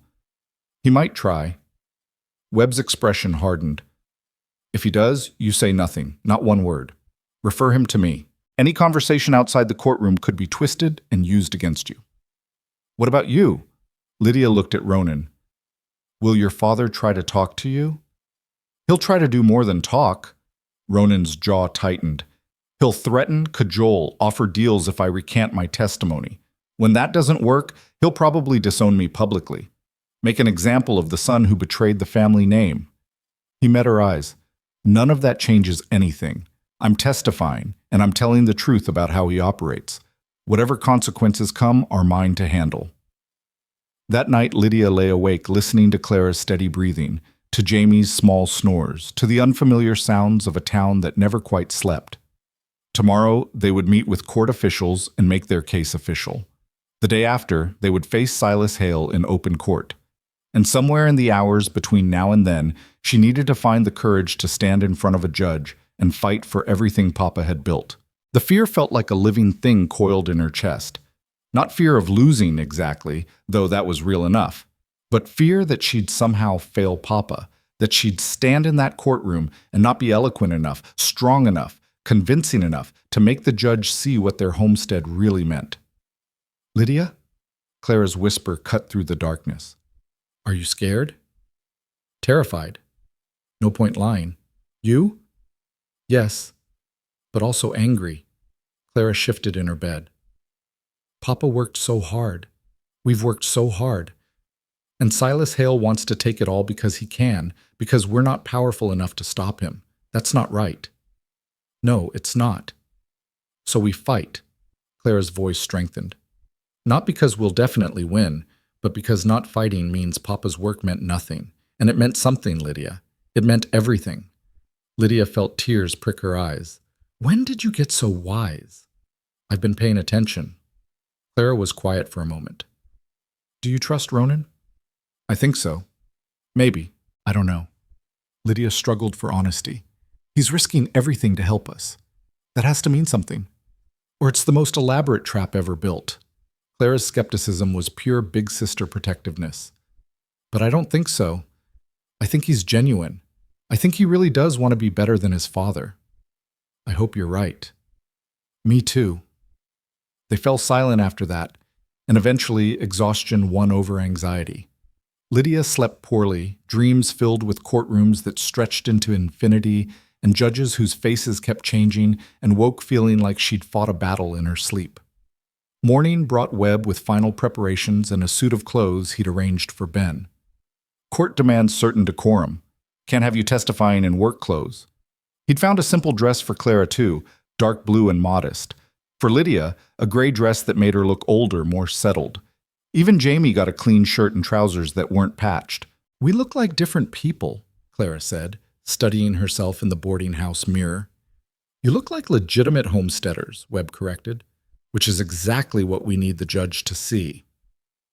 They spent the morning at the courthouse reviewing procedures with Morrison's clerk, a precise man named Hutchins who explained courtroom protocol with schoolmaster patience, where they'd sit, how they'd be called to testify, what objections might be raised, and what they meant. Lydia's head spun with information, but she forced herself to absorb it all. Every detail might matter. As they were leaving, a man in an expensive suit appeared in the courthouse corridor. He was maybe 60, silver-haired and distinguished, with the kind of presence that commanded attention without effort. He looked at their small group with cold assessment, his gaze lingering on Ronan. Father. Ronan's voice was carefully neutral. Silas Hale. Lydia felt something cold slide down her spine. This was the man trying to destroy them, standing 10 feet away looking like everyone's idea of respectable success. Ronan. Silas's voice was cultured, controlled. I'd hoped you'd come to your senses before this farce went to trial. It's not a farce. It's 4 children fighting for their legal right to their home. It's 4 squatters with incomplete paperwork trying to steal land through sympathy. Silas's gaze shifted to Lydia. Miss Kerrigan, I presume. You look like your father, same stubborn foolishness in the eyes. You didn't know my father. Lydia kept her voice steady despite the fury building in her chest. I knew enough. He was a dreamer who couldn't finish what he started. Now his children are paying the price for his incompetence. Silas smiled, the expression never reaching his eyes. I'm prepared to offer you a fair settlement, $500 for your improvements and 6 months to relocate. Take the money, move somewhere your family might actually succeed and avoid the humiliation of losing in court. We're not interested. Webb stepped forward, positioning himself between Silas and the children. Any communication goes through me, Mr. Hale. You know that. I'm offering charity to children who don't understand the legal battle they've started. Silas's voice hardened. But if they prefer to learn the hard way, so be it. Judge Morrison may be honest, but honest judges follow the law. And the law is clear. Incomplete claims are invalid claims. Your father failed to complete the legal process. That failure has consequences. The consequence is that his children continue his work and complete what fever prevented him from finishing. Ronan spoke quietly, but something in his tone made his father's expression tighten. That's what homestead law allows. That's what we'll prove in court. You'll prove nothing but your own foolishness. Silas looked at his son with something between pity and contempt. I raised you to understand how the world works, Ronan. Power protects power. Law serves those who can afford to use it properly. These children have neither power nor money nor properly filed claims. They have sentiment and your misguided conscience. That's not enough to win. Then let the judge decide. Ronan held his father's gaze. Tomorrow, in open court, under oath. Something dangerous flickered in Silas's eyes. You'll testify against your own father, against your family, for strangers who mean nothing to you. They mean something now. Ronan's voice stayed steady. They mean I finally have the courage to stand against you. That's worth more than your empire. Silas was quiet for a long moment, and Lydia saw the calculation behind his eyes. Then he smiled, cold and precise as a blade. Very well. We'll see how much your courage is worth tomorrow. He turned to leave, then paused. Miss Kerrigan, one final thought. When you lose, and you will lose, remember this moment. Remember that you had a chance to walk away with something. Pride is expensive. I hope yours is worth the price. He walked away with the confidence of a man who'd never lost anything he truly wanted, and Lydia felt her hands shake with suppressed rage. Don't let him rattle you. Webb's voice was quiet. That's exactly what he wants. He's trying to undermine your confidence before you even enter the courtroom. He's good at it. Ben's voice was tight. Did you see how he looked at us? Like we were insects. That's how he sees everyone who's not useful to him. Ronan stared after his father. But insects can bite. Remember that tomorrow. They returned to the boarding house in subdued silence, the encounter with Silas Hale casting a shadow over their previous determination. Mrs. Patterson served them an early supper of beef stew and bread, but nobody had much appetite. Tomorrow morning, they would walk into that courthouse and face the full weight of Hale power backed by expensive lawyers and territorial influence. I want to review testimony one more time. Webb gathered them in the sitting room after supper. Each of you, the key points you need to convey. So they went through it again, the story they'd practiced until the words felt worn smooth. Lydia would testify first about Papa's work, about the 3 years building and improving, about his plan to complete the filing that fever prevented. Ben would provide detailed knowledge of construction, proving continuous improvement. Claire would speak to family life and daily routines, establishing permanent occupancy. Jamie would simply tell his truth about home and father and what the land meant. Remember, Webb concluded, Hale's lawyers will try to shake you. They'll suggest your father was incompetent or fraudulent, that you're lying about improvements, that this is all a scheme to steal public land. Don't get angry, don't get defensive. Just answer the questions with simple truth. Can you do that? Foreheads nodded, though Lydia wondered if any of them truly believed they could stay calm under hostile interrogation. That night she lay awake again, but this time she wasn't alone with her fears. She heard Clara breathing, heard Ben moving restlessly in the other room. heard Jamie's whispered conversation with himself the way he did when anxious. A family united by necessity and love, facing tomorrow together because they had no other choice. At some point near dawn, she finally slept, and when she woke, the sun was already climbing and Webb was knocking on the door saying it was time. They needed to eat something and get to the courthouse early to claim good seats and prepare mentally for what was coming. The territorial courthouse loomed larger than Lydia remembered from yesterday, its brick facade seeming to press down with the weight of all the judgments rendered within its walls. They climbed the stone steps together, 6 people moving as a unit, and entered the dim interior that smelled of wood polish and old paper and the particular mustiness of legal proceedings. The courtroom was already filling. Lydia saw townspeople claiming benches, saw well-dressed men who had to be Hale's legal team gathering at the front table, saw the curious and the invested all mixing together to watch 4 children fight a land baron. Webb directed them to seats on the left side, close to the front. Ronan sat with them, despite the murmurs that rippled through the crowd at the sight of a Hale sitting with homesteaders. Lydia felt the weight of those stares, felt judgment and curiosity, and something like hope from a few faces she didn't recognize. Then Silas Hale entered with his lawyers, and the murmuring stopped. He moved to the right side with the confidence of ownership, his legal team flanking him like guards. He didn't look at Ronan, didn't acknowledge his son's betrayal with even a glance.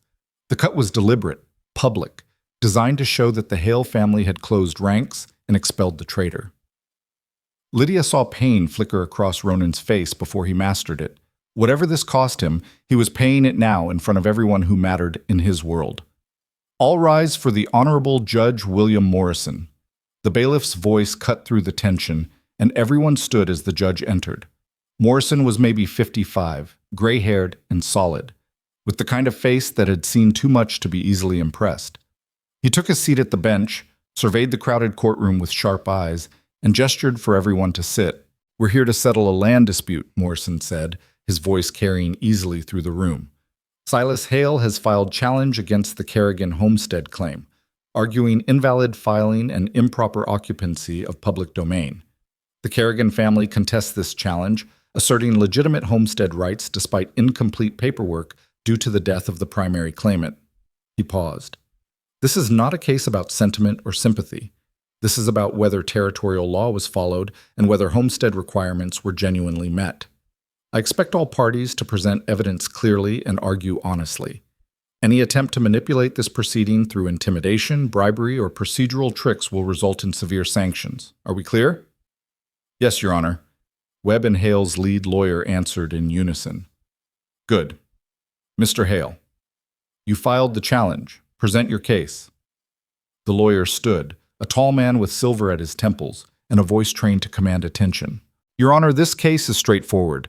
Thomas Kerrigan filed a homestead claim in 1879. That claim was incomplete. Missing required signatures, lacking proper boundary documentation, never finalized with the Territorial Land Office. Under established precedent, incomplete claims revert to public domain. The Kerrigan family are squatters on land they never legally owned. We ask the court to recognize this fact and order their removal." "Miss Kerrigan's attorney, your response?" Webb stood slowly, and Lydia saw him transform from kind advisor into something harder, legal warrior. "Your Honor, homestead law includes provisions for family members to complete deceased claimants' applications. Thomas Kerrigan died of fever before finalizing paperwork he'd already initiated. His children have continued his work, maintained the property, met every substantive requirement of the Homestead Act. This isn't about incomplete paperwork. It's about a land baron using bureaucratic technicality to seize a legitimate homestead. We'll prove the Kerrigans have earned their claim through 3 years of continuous occupancy and agricultural improvement." Morrison nodded slowly. "Then let's hear evidence. Mr. Hale, call your first witness." The battle had begun. Lydia gripped the edge of the bench until her knuckles whitened, watching as Hale's lawyer called a territorial surveyor who testified that the Kerrigan claim boundaries were improperly marked. Then a land office clerk who confirmed the filing was incomplete. Then another homesteader who claimed he'd never seen evidence of serious agricultural development on the Kerrigan property. Each witness was precise, professional, damaging.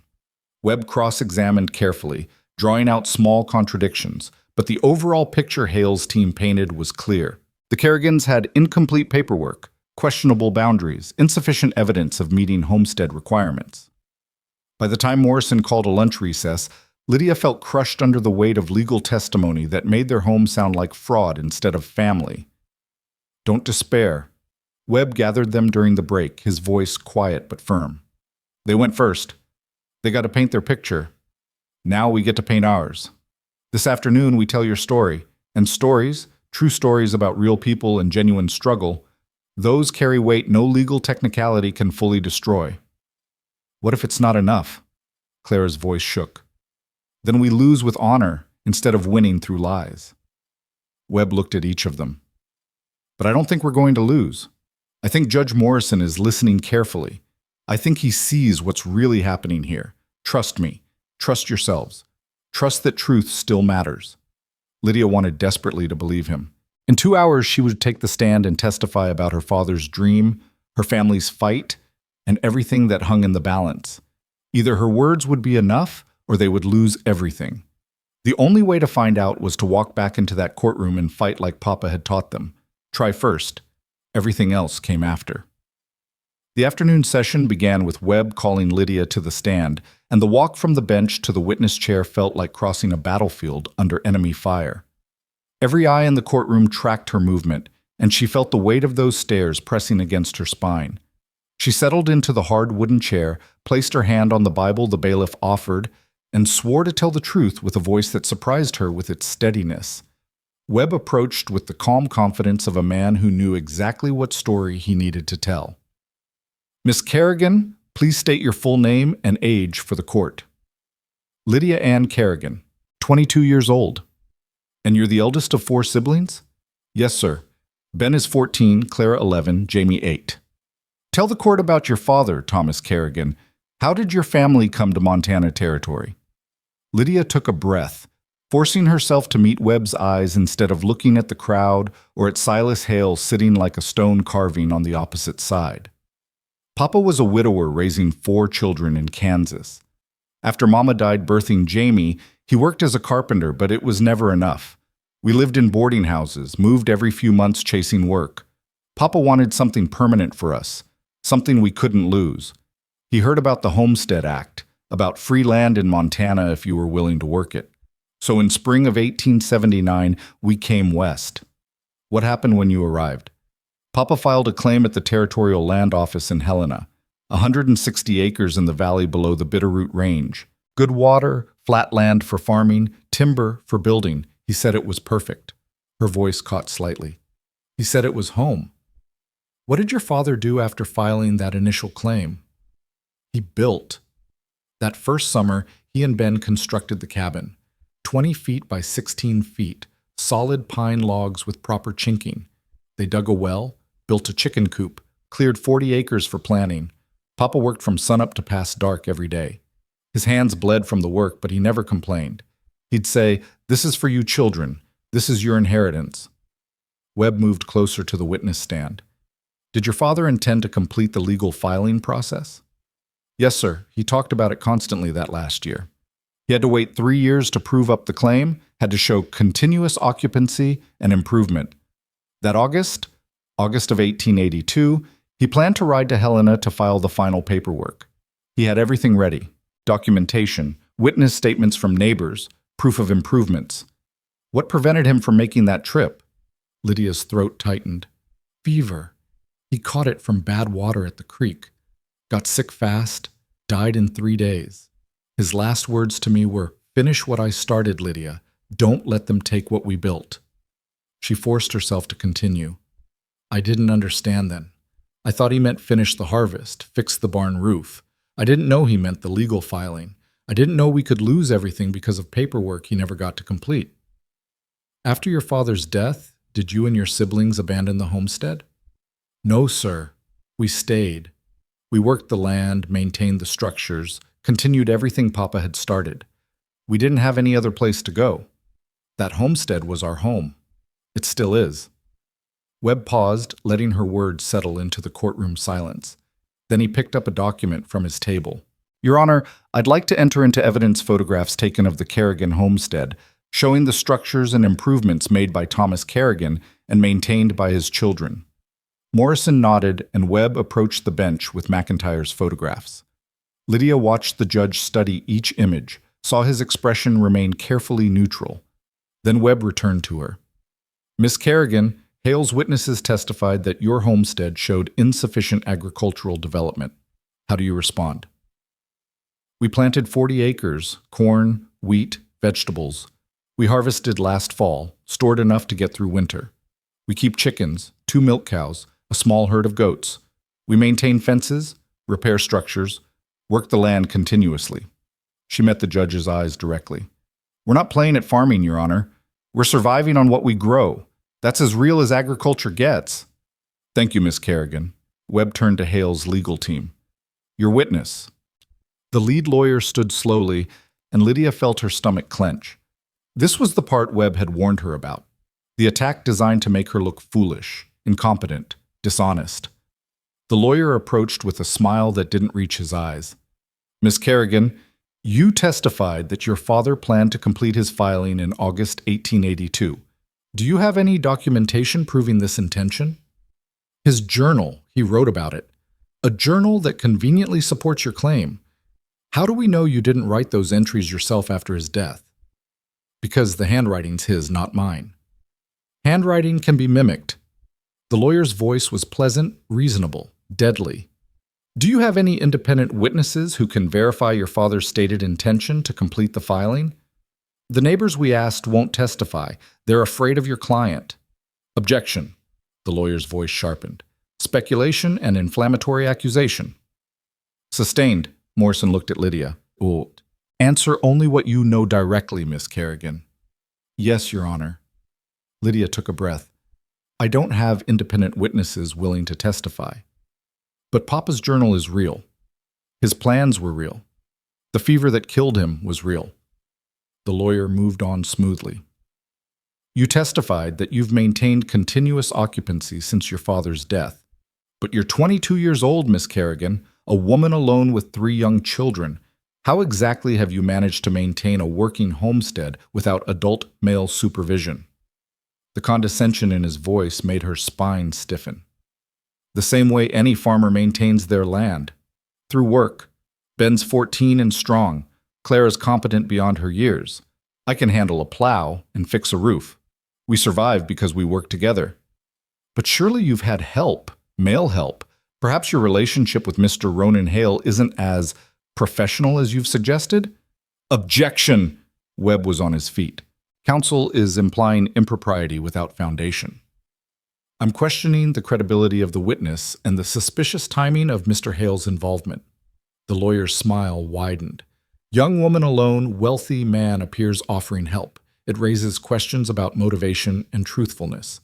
Morrison's expression darkened. Counsel, unless you have evidence of impropriety, keep your insinuations to yourself. Objection sustained. But the damage was done. Lydia felt the courtroom's attention shift, felt whispers ripple through the spectators. The lawyer had planted doubt about her character, her competence, her truthfulness. Let me ask directly, Miss Kerrigan, how long have you known Ronan Hale? Since he rode onto our property 3 weeks ago, offering to help us fight his father's land challenge. 3 weeks, and in that brief time he's offered to pay your legal fees, provide financial support, and testify against his own father. That's remarkably generous toward strangers. He's a man of conscience trying to right wrongs his father's committed. Lydia kept her voice steady. That's not suspicious, that's honorable. Or calculated. The lawyer leaned against the witness box. Let me propose an alternative explanation. A young woman desperate to keep her home, willing to make certain arrangements with a wealthy man who has reasons of his own to damage his father's reputation. Perhaps this entire case is less about homestead rights and more about personal vendettas and inappropriate relationships. That's a lie. Lydia felt heat rise in her face. Ronan Hale helped us because he believes we deserve to keep our home. Nothing more. So you say. But the timing is convenient, isn't it? Your father dies, leaving you in impossible circumstances. Suddenly a Hale appears offering salvation. and all you have to do is let him play hero at his father's expense. It's not like that. Then what is it like? Explain to the court how a 22-year-old woman with no legal knowledge, no money, and no connection suddenly has access to one of Helena's most expensive attorneys and the support of the Hale heir. What exactly did you offer in exchange for that support, Miss Kerrigan? Objection! Webb's voice cracked like a whip. Counsel is badgering the witness and making unfounded accusations about her character. I'm questioning the suspicious circumstances surrounding this case, the lawyer shot back.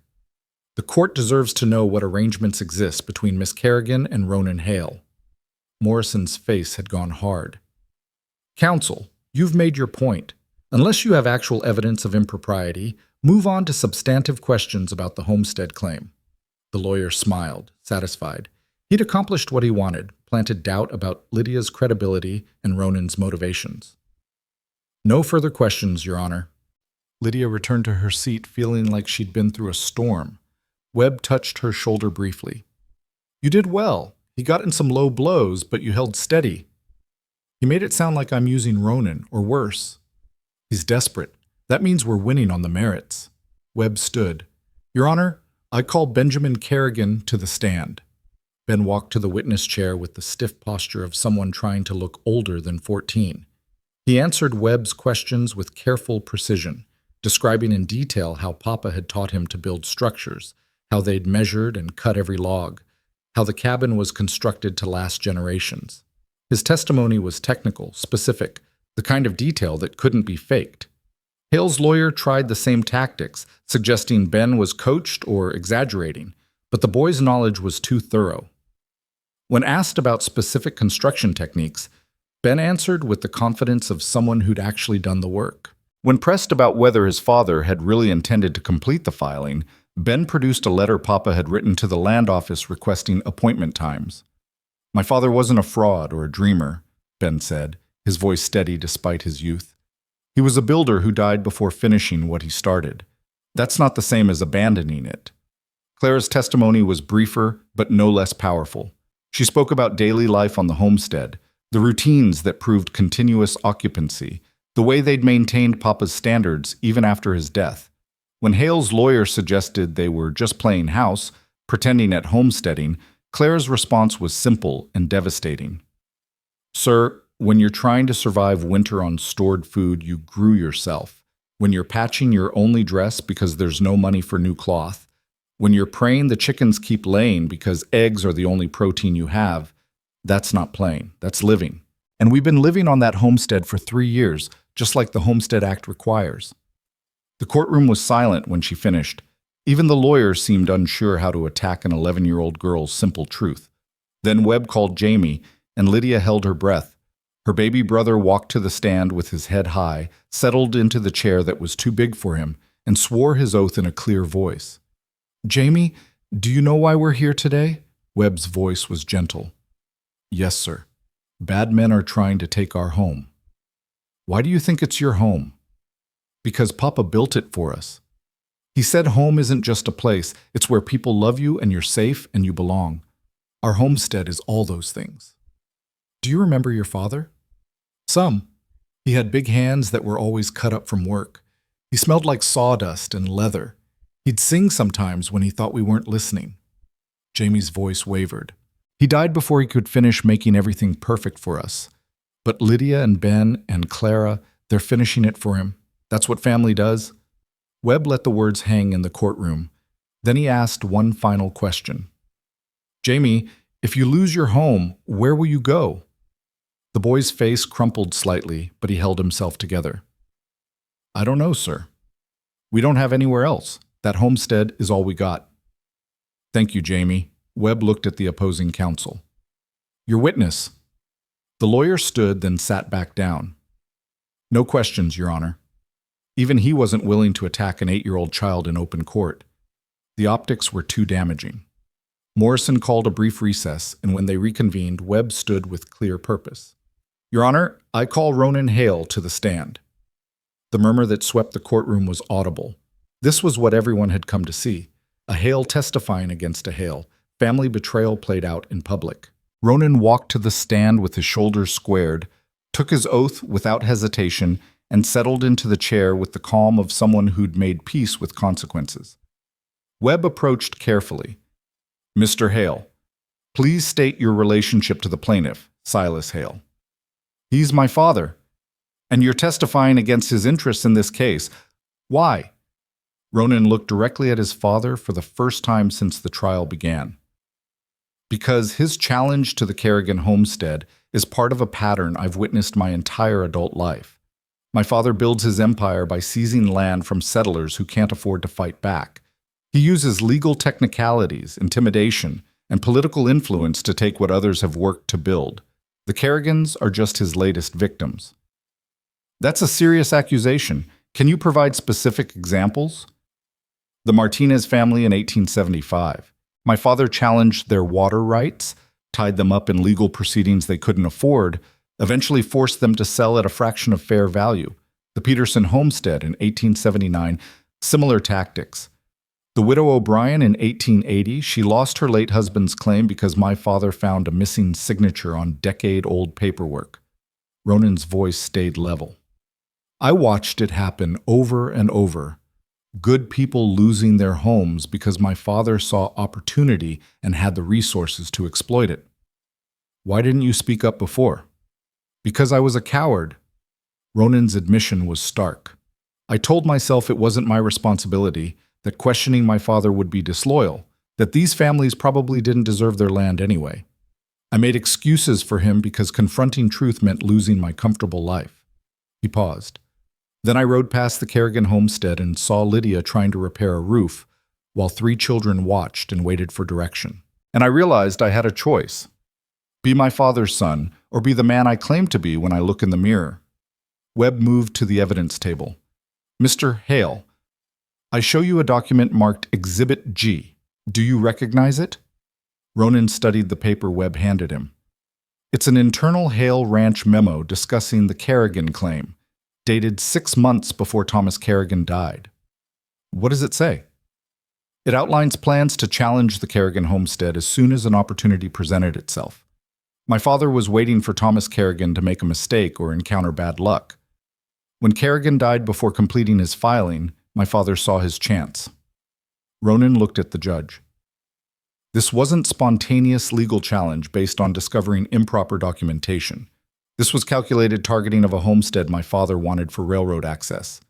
The courtroom erupted in whispers. Morrison gavelled for quiet, his expression unreadable. Silas Hale's lawyer stood quickly. "Your Honor, this document is allegedly from private ranch records. We question its authenticity and object to its admission." "The document is real," Ronan's voice cut through the objection. "I took it from my father's study the night before I rode to warn the Kerrigans. It's his handwriting on Hale Ranch letterhead, filed in his personal correspondence. It's authentic." Morrison studied the document carefully. "I'll allow it. The witness has established foundation for authenticity. Objection overruled." Now Hale's lead lawyer approached the stand like a man preparing for battle. "Mr. Hale, you've painted a very dramatic picture of your father as some kind of villain. But isn't the truth simpler? You're a 31-year-old man who's never quite lived up to family expectations, and this is your way of punishing your father for his disappointment in you." "My father's disappointment is real enough," Ronan agreed, "but my testimony isn't revenge. It's honesty about how he conducts business." "Honesty? Or is it part of an arrangement you've made with Miss Kerrigan? You pay her legal fees, provide financial support, and in return she gives you what? Affection? Gratitude? A way to hurt your father?" "I'm helping the Kerrigans because it's the right thing to do. Nothing more." "Really? A wealthy bachelor, a desperate young woman alone with children, and we're supposed to believe this is pure altruism?" The lawyer's voice dripped skepticism.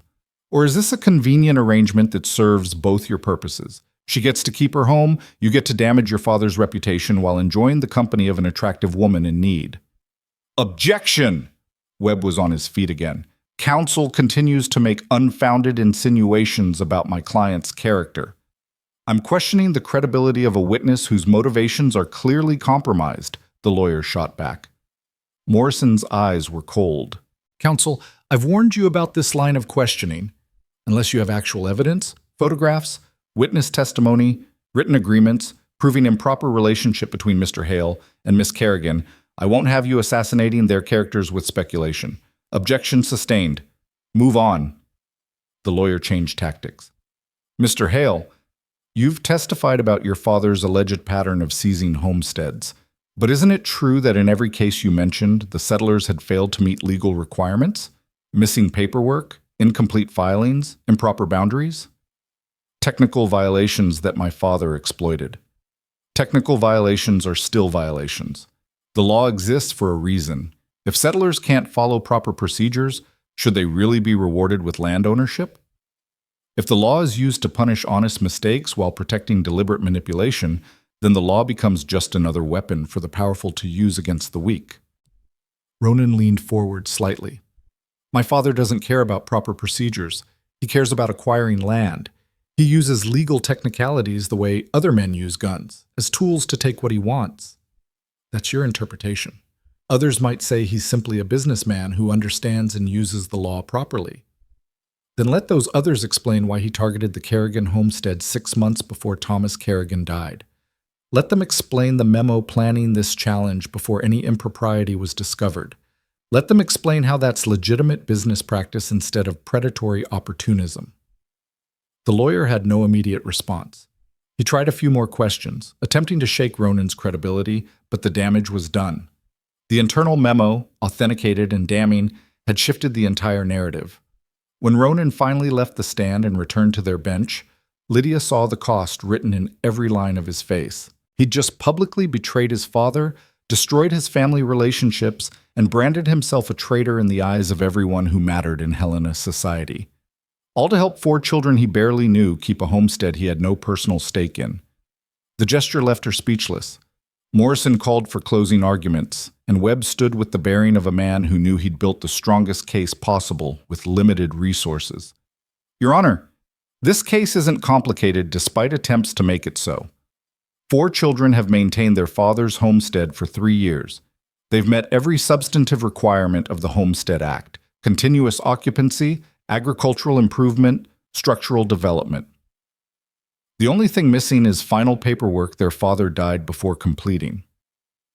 Homestead law specifically allows family members to complete deceased claimants' applications. That's what the Kerrigans seek to do. Not steal land, not exploit technicalities, simply finish what their father started. Webb paused. Meanwhile, we've proven through internal documents that Silas Hale targeted this homestead months before discovering any filing irregularities. This challenge isn't about protecting public domain or enforcing proper procedures. It's about a land baron seizing opportunity to expand his empire. The question before this court is simple. Does territorial law exist to help families build futures, or to help the wealthy steal from those who can't afford to fight back? Hale's lawyer countered with procedural arguments, citing precedents about incomplete filings, emphasizing the importance of following proper legal channels. But his arguments felt hollow after the emotional weight of testimony from 4 children fighting for their home and 1 man willing to betray his family to speak truth. Morrison called for a brief recess before ruling, and the wait felt eternal. Lydia sat with her siblings pressed close, feeling Webb's tension, Ronan's exhaustion, and her own desperate hope all tangled together. When Morrison returned and gavelled the courtroom to order, his expression gave nothing away. I've considered the evidence and arguments carefully. This case presents difficult questions about the intersection of legal procedure and practical equity. He paused, and Lydia felt her heart hammering. The Homestead Act requires specific documentation and filing procedures. Thomas Kerrigan's initial filing was incomplete. Under strict interpretation of territorial precedent, that incompletion invalidates the claim. Lydia felt the bottom drop out of her world. They'd lost. After everything, they'd lost. However, Morrison continued, and the single word carried enough weight to stop her spiraling thoughts. The law also recognizes that families have the right to complete deceased claimants' applications when death prevents the original filer from finishing the process. The Kerrigan children have clearly maintained continuous occupancy and improvement. Their testimony, supported by photographic evidence and detailed documentation, proves they've met the substantive requirements of homesteading. Hope flickered back to life, fragile and bright. More troubling is the evidence presented by Mr. Ronan Hale regarding his father's systematic targeting of homestead claims. The internal memo dated 6 months before Thomas Kerrigan's death suggests this challenge was opportunistic rather than principled. While that alone doesn't determine the legal validity of the Kerrigan claim, it does inform the court's understanding of context and motivation. Morrison looked directly at Lydia, and she saw something in his eyes that might have been respect. The Kerrigans have proven themselves to be legitimate homesteaders, continuing their father's work. Their claim deserves legal recognition. Therefore, I rule in favor of the Kerrigan family. Silas Hale's challenge is dismissed. The Kerrigan homestead is legally recognized as valid claim under the Homestead Act, pending completion of final documentation within 60 days. The courtroom exploded. Lydia heard cheering, heard gasps, heard Silas Hale's roar of outrage, but mostly she heard Clara's sob of relief, felt Ben's hand grip hers, felt Jamie throw himself into her arms with the absolute joy of childhood that didn't understand the complexity of what had just happened, but knew they'd won. They'd won. Morrison gavelled for order. This ruling is final and binding. Mr. Hale, you have right to appeal to Territorial Supreme Court, but I warn you, this court will look dimly on frivolous appeals designed purely to harass legitimate homesteaders. Miss Kerrigan, you have 60 days to complete your filing. I suggest you begin that process immediately. Thank you, Your Honor. Webb's voice was steady, professional, but Lydia heard the triumph underneath. We'll file within the week. Morrison stood. This court is adjourned. Lydia felt hands reaching for her, townspeople congratulating them, strangers offering support, even a few whispered words from people who'd been too afraid to testify, but were glad to see the Kerrigans win. Through it all, she searched for Ronan and found him standing apart, watching his father storm from the courtroom with his legal team following like whipped dogs. She pushed through the crowd to reach him. Ronan. He turned, and she saw exhaustion and relief and loss all mixed in his expression. You won. Your home is secure. Because of you. You gave up everything. I gave up nothing that mattered. He smiled, but it didn't quite reach his eyes. My father's empire was built on other people's grief. I'm glad to be free of it. What will you do now? I don't know. Find work somewhere my name isn't poison. Maybe head west to California, start over where nobody knows the Hales. He looked at her seriously. But first, I'm going to make sure your filing is completed properly. No more technicalities, no more risks. Your homestead will be legally bulletproof. Come back with us. The words surprised her even as she spoke them. To the homestead. Help us celebrate. Stay for a few days. You've earned that much. Ronan hesitated, and she saw the longing in his face war with something else. Propriety, maybe, or fear that his presence would taint their victory. Please, Jamie added, appearing at Lydia's side. You're part of our family now. You helped save our home. And there it was. The simple truth from a child's mouth. Ronan had become part of their family through shared struggle. Whatever happened next, that bond existed. All right, Ronan said quietly. I'll come back. For a few days. Then I need to figure out what comes after. They left Helena as the sun began its descent toward the mountains, 6 people riding away from the territorial capital with victory settling around them like a cloak. Behind them, Silas Hale was probably plotting appeals and revenge. Ahead of them, 60 days of paperwork and filing awaited. But for this moment, riding through autumn evening with their home secured and their family intact, nothing else mattered. They'd won. Against impossible odds and powerful enemies, 4 children and one man's conscience had defeated an empire. The homestead was theirs, legally and permanently. Papa's dream would survive, and his children would build their futures on land he'd claimed with nothing but hope and determination. As they rode, Lydia looked at her siblings, Ben sitting taller in his saddle, Clara smiling for the first time in weeks, Jamie singing one of Papa's old songs. She looked at Webb, whose legal brilliance had given them fighting chance. And she looked at Ronan, who'd sacrificed everything to stand with strangers against his own blood. Home wasn't just land and structures. It was people who fought for each other, who stood together when the world pressed down, who chose courage over comfort. That's what Papa had really built. Not just a homestead, but a family strong enough to protect it. The miles passed beneath the horses' hooves, carrying them back toward the valley below the Bitterroot Range, toward the cabin that would stand for generations, toward the future they'd fought so hard to claim. They reached the homestead 2 days after leaving Helena, arriving in late afternoon when the autumn sun painted the valley gold and the mountains stood purple against the sky. Lydia saw the cabin first, solid and weathered on its rise of land, and felt something unlock in her chest that had been clenched tight since the moment Ronan had ridden into their lives with news of Silas Hale's challenge. This was home. Legal, permanent, theirs. No one could take it now. Jamie slid off the horse before they'd fully stopped and ran toward the chicken coop like he needed to verify everything was still standing. Clara followed more slowly, touching the fence posts and the well cover and the barn door with careful fingers, reacquainting herself with spaces they'd feared losing forever. Ben dismounted and stood looking at the cabin with an expression Lydia couldn't quite read. Pride and grief tangled together, probably thinking about Papa and wishing he'd lived to see this victory. Webb had parted ways with them and Helena after ensuring the final filing paperwork was properly prepared. "Complete this within 60 days, he'd said, shaking Lydia's hand with genuine warmth. "And if you need anything, legal advice, someone to review documents, anything at all, you send word. This case mattered to me. You all matter to me." Now it was just the 5 of them again, 4 Kerrigans and 1 displaced Hale, standing in the yard of a homestead that had nearly been stolen but was now secured by law and a judge's ruling.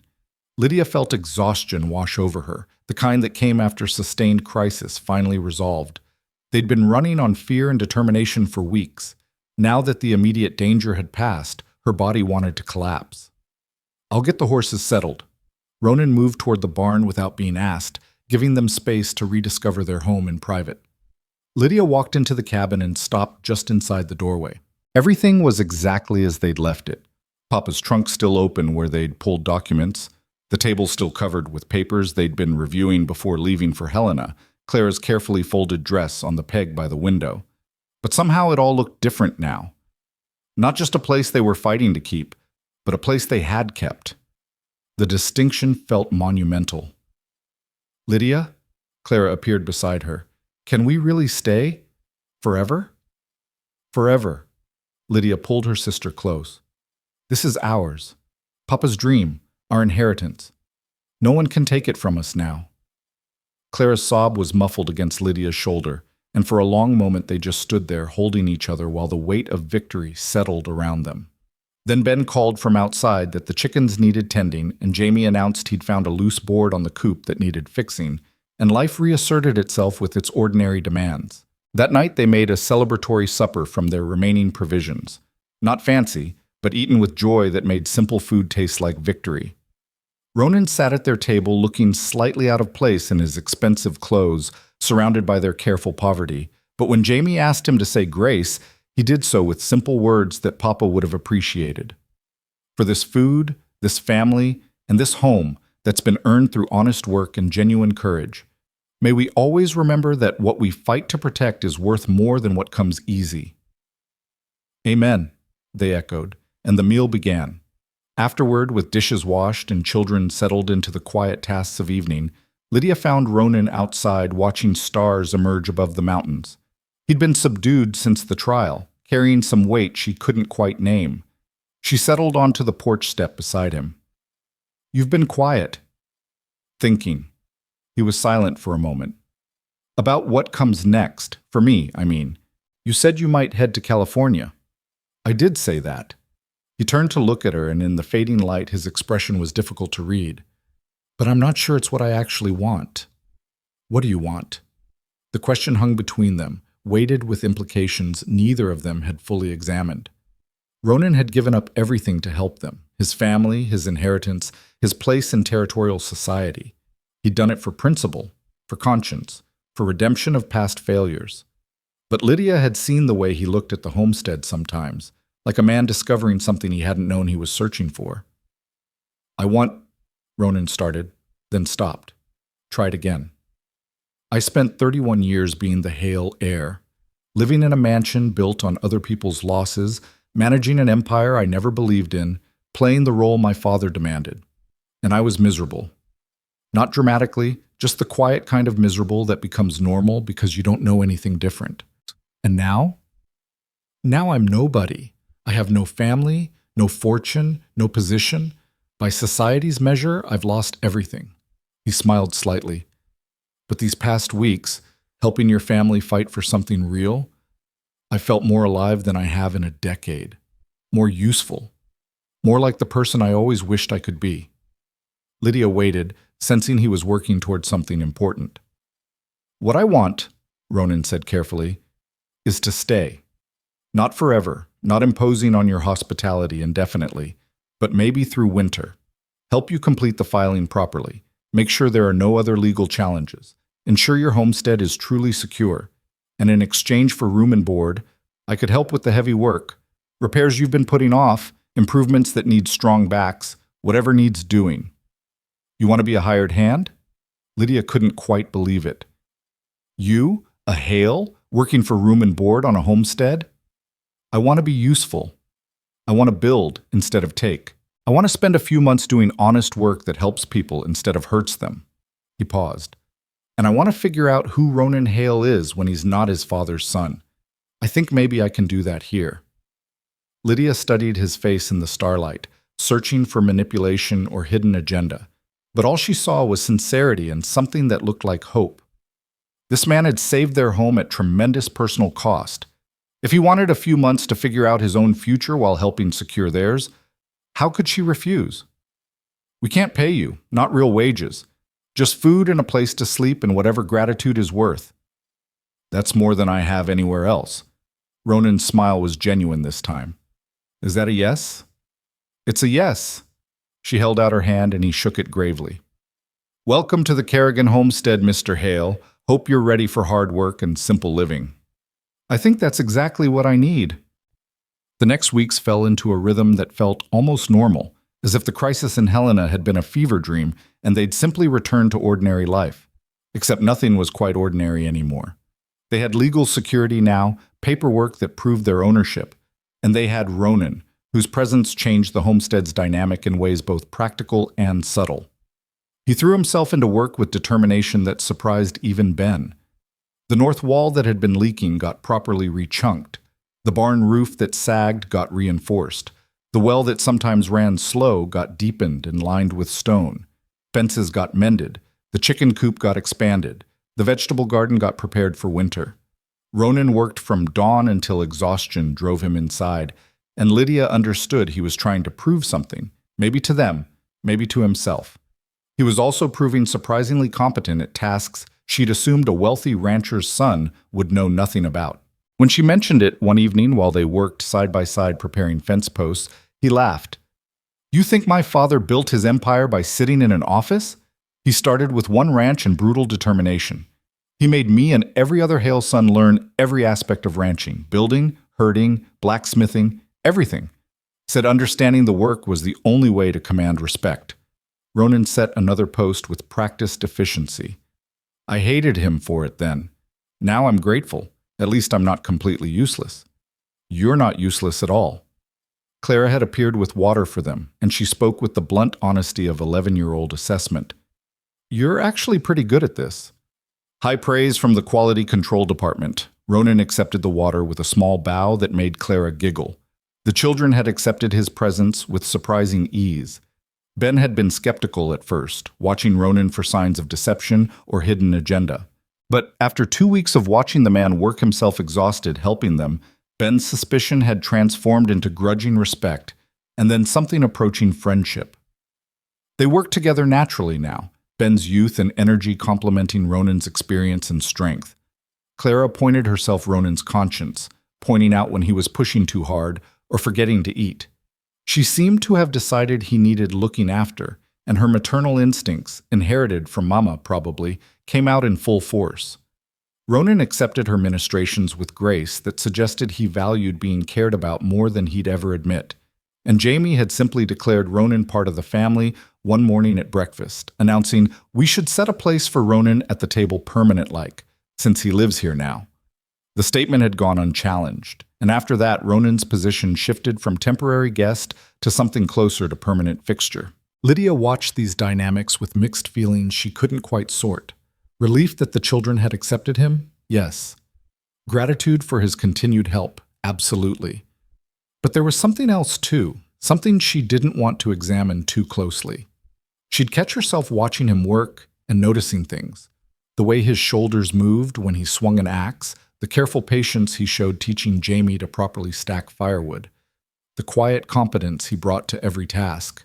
She was developing feelings for Ronan Hale. The realization hit her one October morning while they worked together repairing the cabin's front steps. He was showing her how to properly mortise a joint, his hands guiding hers on the chisel, and suddenly she was intensely aware of his proximity, his warmth, the particular smell of him that was leather and soap and something distinctly Ronan. This was dangerous territory. He'd said he wanted to stay through winter, but winter would end. He'd move on eventually, probably to California or somewhere. His name didn't carry the weight of betrayal. Building affection, or anything stronger, was a path to inevitable hurt, but her heart apparently hadn't consulted her head about this decision. "You're thinking too loud again," Ronan's voice broke through her spiraling thoughts. "I can hear the gears grinding. Just planning." She focused on the joint, not meeting his eyes. "Winter's coming. We need to make sure we have enough supplies." "We'll manage. We always do." He paused. "Lydia, can I ask you something personal?" Her stomach tightened. "I guess?" "What will you do?" "Long term, I mean. You've secured the homestead, proved up the claim, but you're 22 years old, responsible for 3 children, running a farm that barely keeps you fed.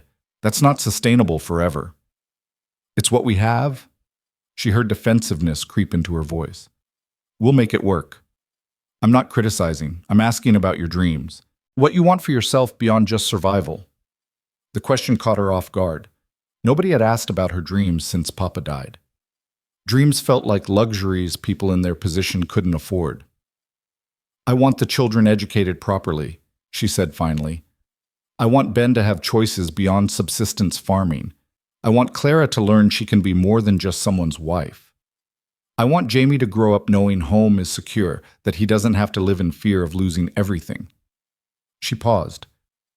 "As for me? I don't know. Keeping them safe and fed feels like enough dream for now." "You deserve more than enough."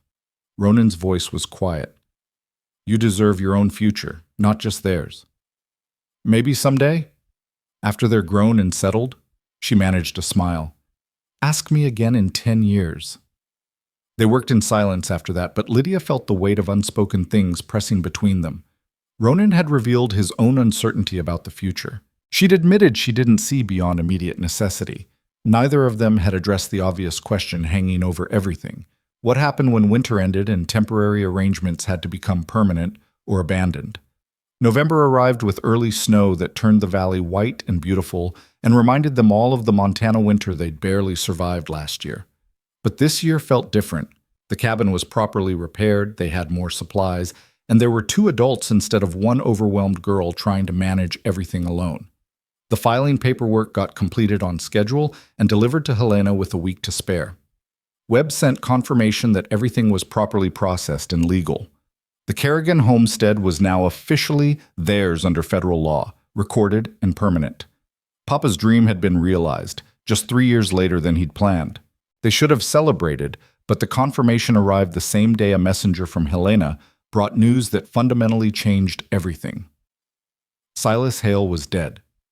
Ronan took the letter from the messenger with shaking hands, read it twice, then sat down hard on the porch step, like his legs had stopped working. Lydia read over his shoulder, her heart hammering. Silas Hale had died of a stroke 3 days earlier, quick and unexpected. He'd been found in his study, collapsed over paperwork that turned out to be another land acquisition scheme. The funeral had already happened, his remaining family and business associates burying him with appropriate pomp. As sole surviving son, Ronan was now heir to the entire Hale empire. "I don't want it." Ronan's voice was hollow. "I walked away. I made my choice. The law doesn't care what you want." Webb had included a note with the official notification. "As only surviving child, you inherit by default. The estate, the ranch, the business holdings, all of it transfers to you unless you formally refuse inheritance in probate court." Then I'll refuse. Ronan! Lydia knelt beside him, forced him to look at her. That's your father's entire empire. Refusing it means it all goes to who? Business partners? Distant relatives who will probably continue his practices? I don't care. I don't want anything built on other people's losses.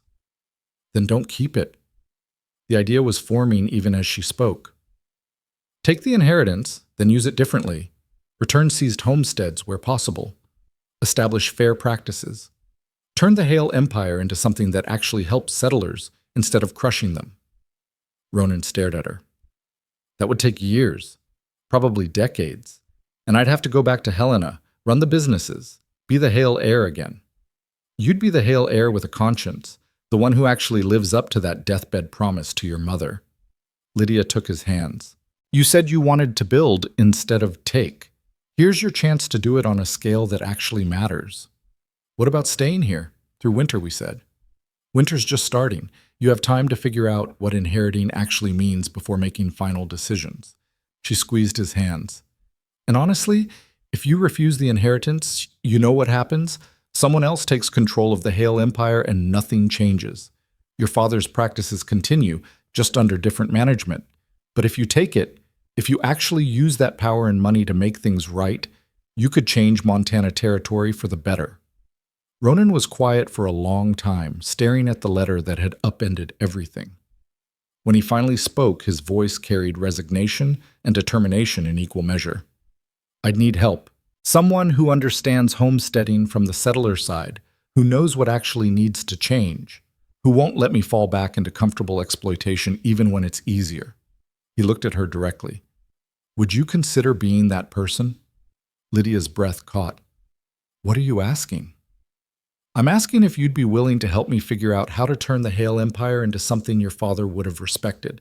Consulting, advising, whatever you want to call it. Your perspective, your honesty, your refusal to accept injustice. That's what I need if I'm actually going to make this work.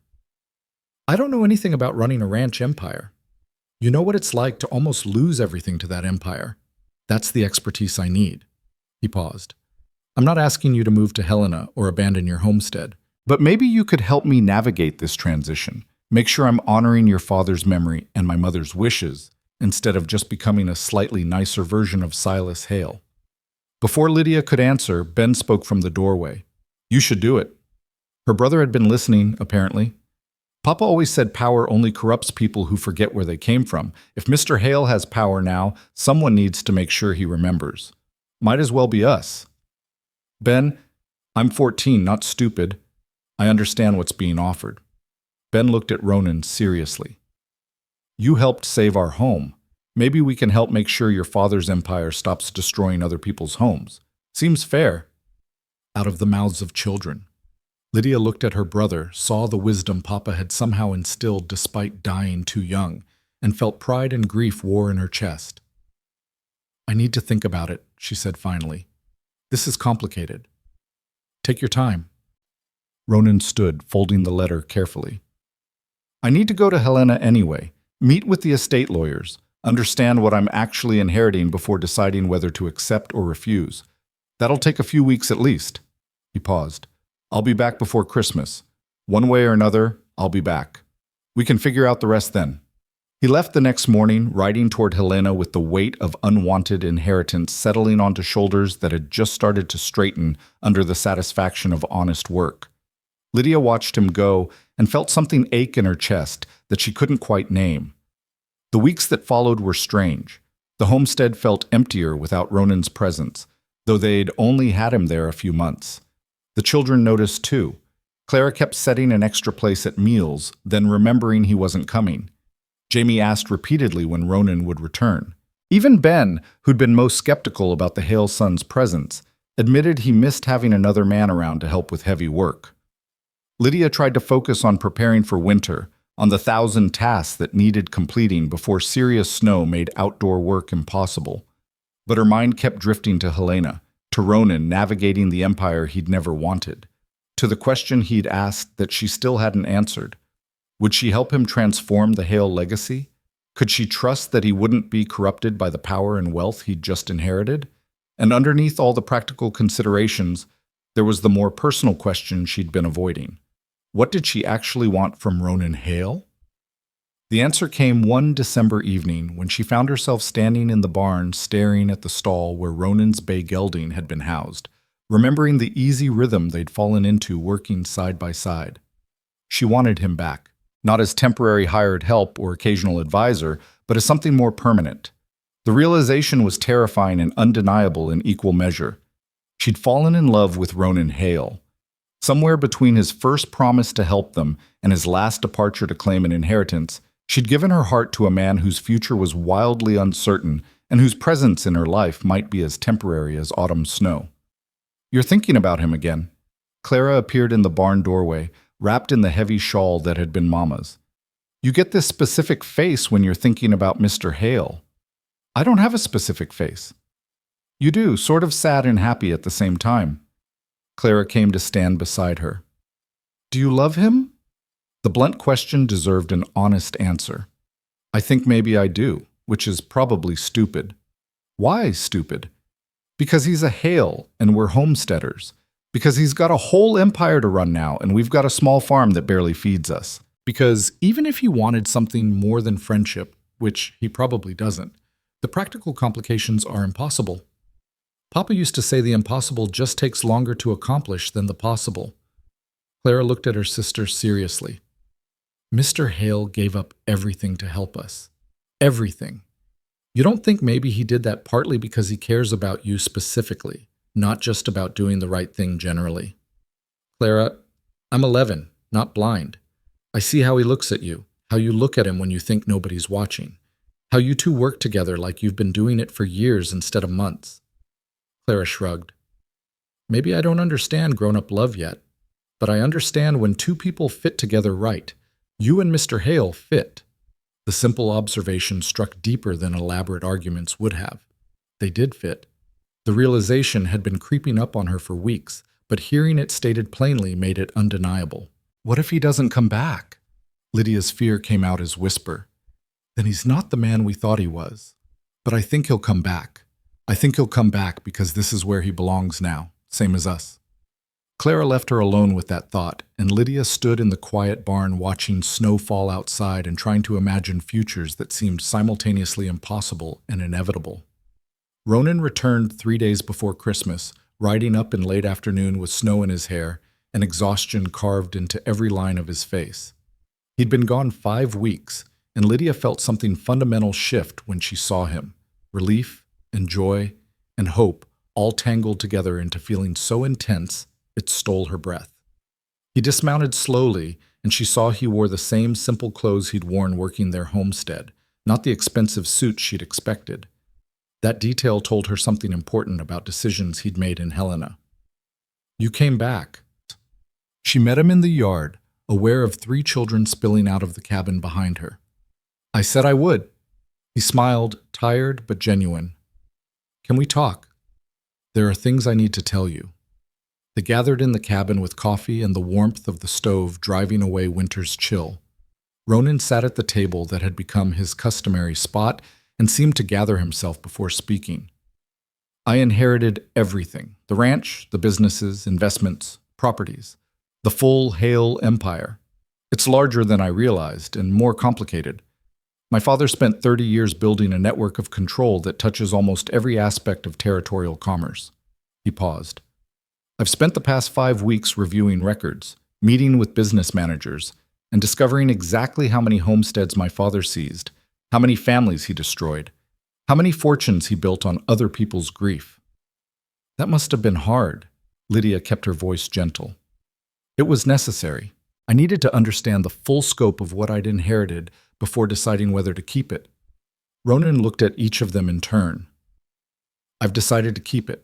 Not because I want the wealth or power, but because refusing would just pass the problem to someone else. If I'm going to honor my mother's memory and your father's example, I need to use what I've been given to make things right." "How?" Ben asked. "I'm establishing a trust to return seized homesteads where possible. Properties my father took through legal manipulation will be offered back to the original families or their heirs at fair prices they can actually afford. For families like the Martinez, the Petersons, the widow O'Brien, They'll get second chances. He pulled papers from his coat. I've also reformed the ranch's land acquisition policies. No more targeting homesteaders, no more exploiting technicalities, no more using law as weapon. If the Hale Ranch expands, it'll be through legitimate purchase from willing sellers at fair market value. Your father's business partners must love that. Lydia couldn't hide her sarcasm. Several have already quit. They're furious that I'm wasting Hale resources on sentiment instead of profit. Ronan smiled without humor. Good. I don't want people around who think destroying families is acceptable business practice. This is going to take years. Claire's observation was quiet but accurate. Probably decades. Making reparations, reforming practices, rebuilding the Hale reputation into something respectable instead of feared. It's going to be the work of a lifetime. Ronan looked at Lydia. Which brings me back to the question I asked before I left. I need help, Lydia. I need someone who understands what homesteaders actually need, who won't let me make comfortable choices that hurt people, who'll keep me honest when the weight of running an empire makes honesty inconvenient. I need you. As an advisor. She kept her voice careful. As a partner. He said it simply. In the work. In the mission of transforming what my father built into something that actually serves Montana territory instead of exploiting it. I'm offering you a position, Director of Homestead Affairs for the Hale Enterprise. You'd oversee our interactions with settlers, review land acquisition proposals, manage the reparations trust. It's real work with real authority and a salary that would make your homestead secure forever. The offer was generous to the point of absurdity. Lydia felt her mind spin trying to process it. Why would you give me that kind of power over your family business? Because I trust you. Because you have the moral clarity I need. Because your father built his dream through honest work and genuine courage, and those are the qualities I want driving Hale decisions going forward. He paused. And because I'm hoping that if you're working with me regularly, maybe eventually I can convince you to consider something beyond a professional partnership. The words hung in the air, weighted with meaning that made Lydia's heart hammer. Ronan, I'm in love with you. He said it quietly, not looking away. I probably have been since the day you stood on your porch with a rifle you barely knew how to use, protecting your siblings against impossible odds. You're the bravest person I've ever met, Lydia Kerrigan.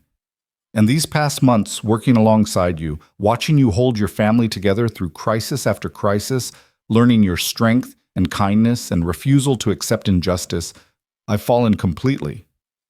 You're a Hale. I'm a homesteader. But even as she said it, the objection felt hollow. I'm a man who spent 31 years being the wrong version of himself, and you're the woman who showed me what the right version looks like. The rest is just details we can figure out together. He reached across the table, held out his hand. I'm not asking you to decide everything right now. I'm just asking, will you take the job? Will you help me transform my father's empire? Will you give me the chance to prove that love between a Hale and a Kerrigan isn't impossible, just complicated? Lydia looked at his outstretched hand, at the hope and fear mixed in his expression, at the future he was offering that was terrifying and tempting in equal measure. Then she looked at her siblings. Ben nodded encouragingly. Clara smiled like she'd known this was coming all along. Jamie bounced with the excitement of 8-year-old who didn't fully understand what was happening but sensed something important. What about the homestead? Her last objection. This is our home. Papa's dream. I can't just abandon it. You won't have to. The job would be based in Helena part of the year, yes. But we'd make sure someone competent managed the homestead when you were gone. Maybe Ben, who's nearly old enough to run things himself. And you'd always have this place to return to, your roots, your foundation, your father's legacy. Ronan's voice was steady. I'm not asking you to choose between your past and your future, Lydia. I'm asking you to find a way to honor both. It was too much, too generous, too perfect, too good to be true. But when she searched Ronan's face for deception or manipulation, all she saw was sincerity and love that matched what she'd been feeling but afraid to name. Yes. The word came out stronger than she'd expected. Yes to the job, yes to the partnership, and yes to... She hesitated, then pushed through. Yes to seeing where this thing between us might go. If you're serious about loving a homesteader who barely knows which fork to use at fancy dinners, I'm serious about loving you, regardless of fork knowledge. Ronan's smile transformed his entire face. We'll figure out the rest as we go. He stood and moved around the table, and Lydia stood to meet him. When he pulled her into his arms, it felt like coming home, different from the homestead home, but no less real. She let herself lean into his strength, let herself believe that maybe impossible things just took longer, let herself imagine futures that included both her father's legacy and her own happiness. Does this mean Mr. Hale is staying? Jamie's voice broke the moment. Because I never finished teaching him how to properly stack firewood. The laughter that followed broke the tension, and suddenly everyone was talking at once. Clara demanded to know when the wedding would be, making Lydia blush and Ronan laugh. Ben wanted to discuss the practical implications of Lydia working in Helena part-time. Jamie just wanted confirmation that Ronan would be around to help with spring planting. That night, after the children were settled and the cabin was quiet, Lydia and Ronan stood outside watching stars wheel overhead the way they had months ago, when everything was still uncertain and desperate. Now the homestead was secure, the Hale Empire was being transformed, and two people from impossible different worlds had found a way to build something together. Your father would be proud of you, Ronan's voice was quiet. All four of you. You took his dream and made it permanent. Your mother would be proud of you too. You're finally becoming the man she hoped you'd be. We're both honoring our parents. Just took us a while to figure out how. He pulled her closer against the cold. What do you think happens next? Next we finish winter. Then I start my new job helping you reform the Hale Empire. Ben learns to manage the homestead independently. Claire gets more formal education. I want her in school in Helena at least part year. Jamie keeps growing up secure and happy. She paused. And you and I figure out if this thing between us is real enough to last. It's real enough. His certainty was absolute. The lasting part will prove together. The years that followed validated his confidence. Lydia took the position as Director of Homestead Affairs and discovered she had a talent for negotiation and reform. She helped return 17 seized homesteads to their original families, restructured the Hale Ranch's land policies, and became known throughout Montana Territory as the homesteader who tamed a land baron and transformed an empire from the inside.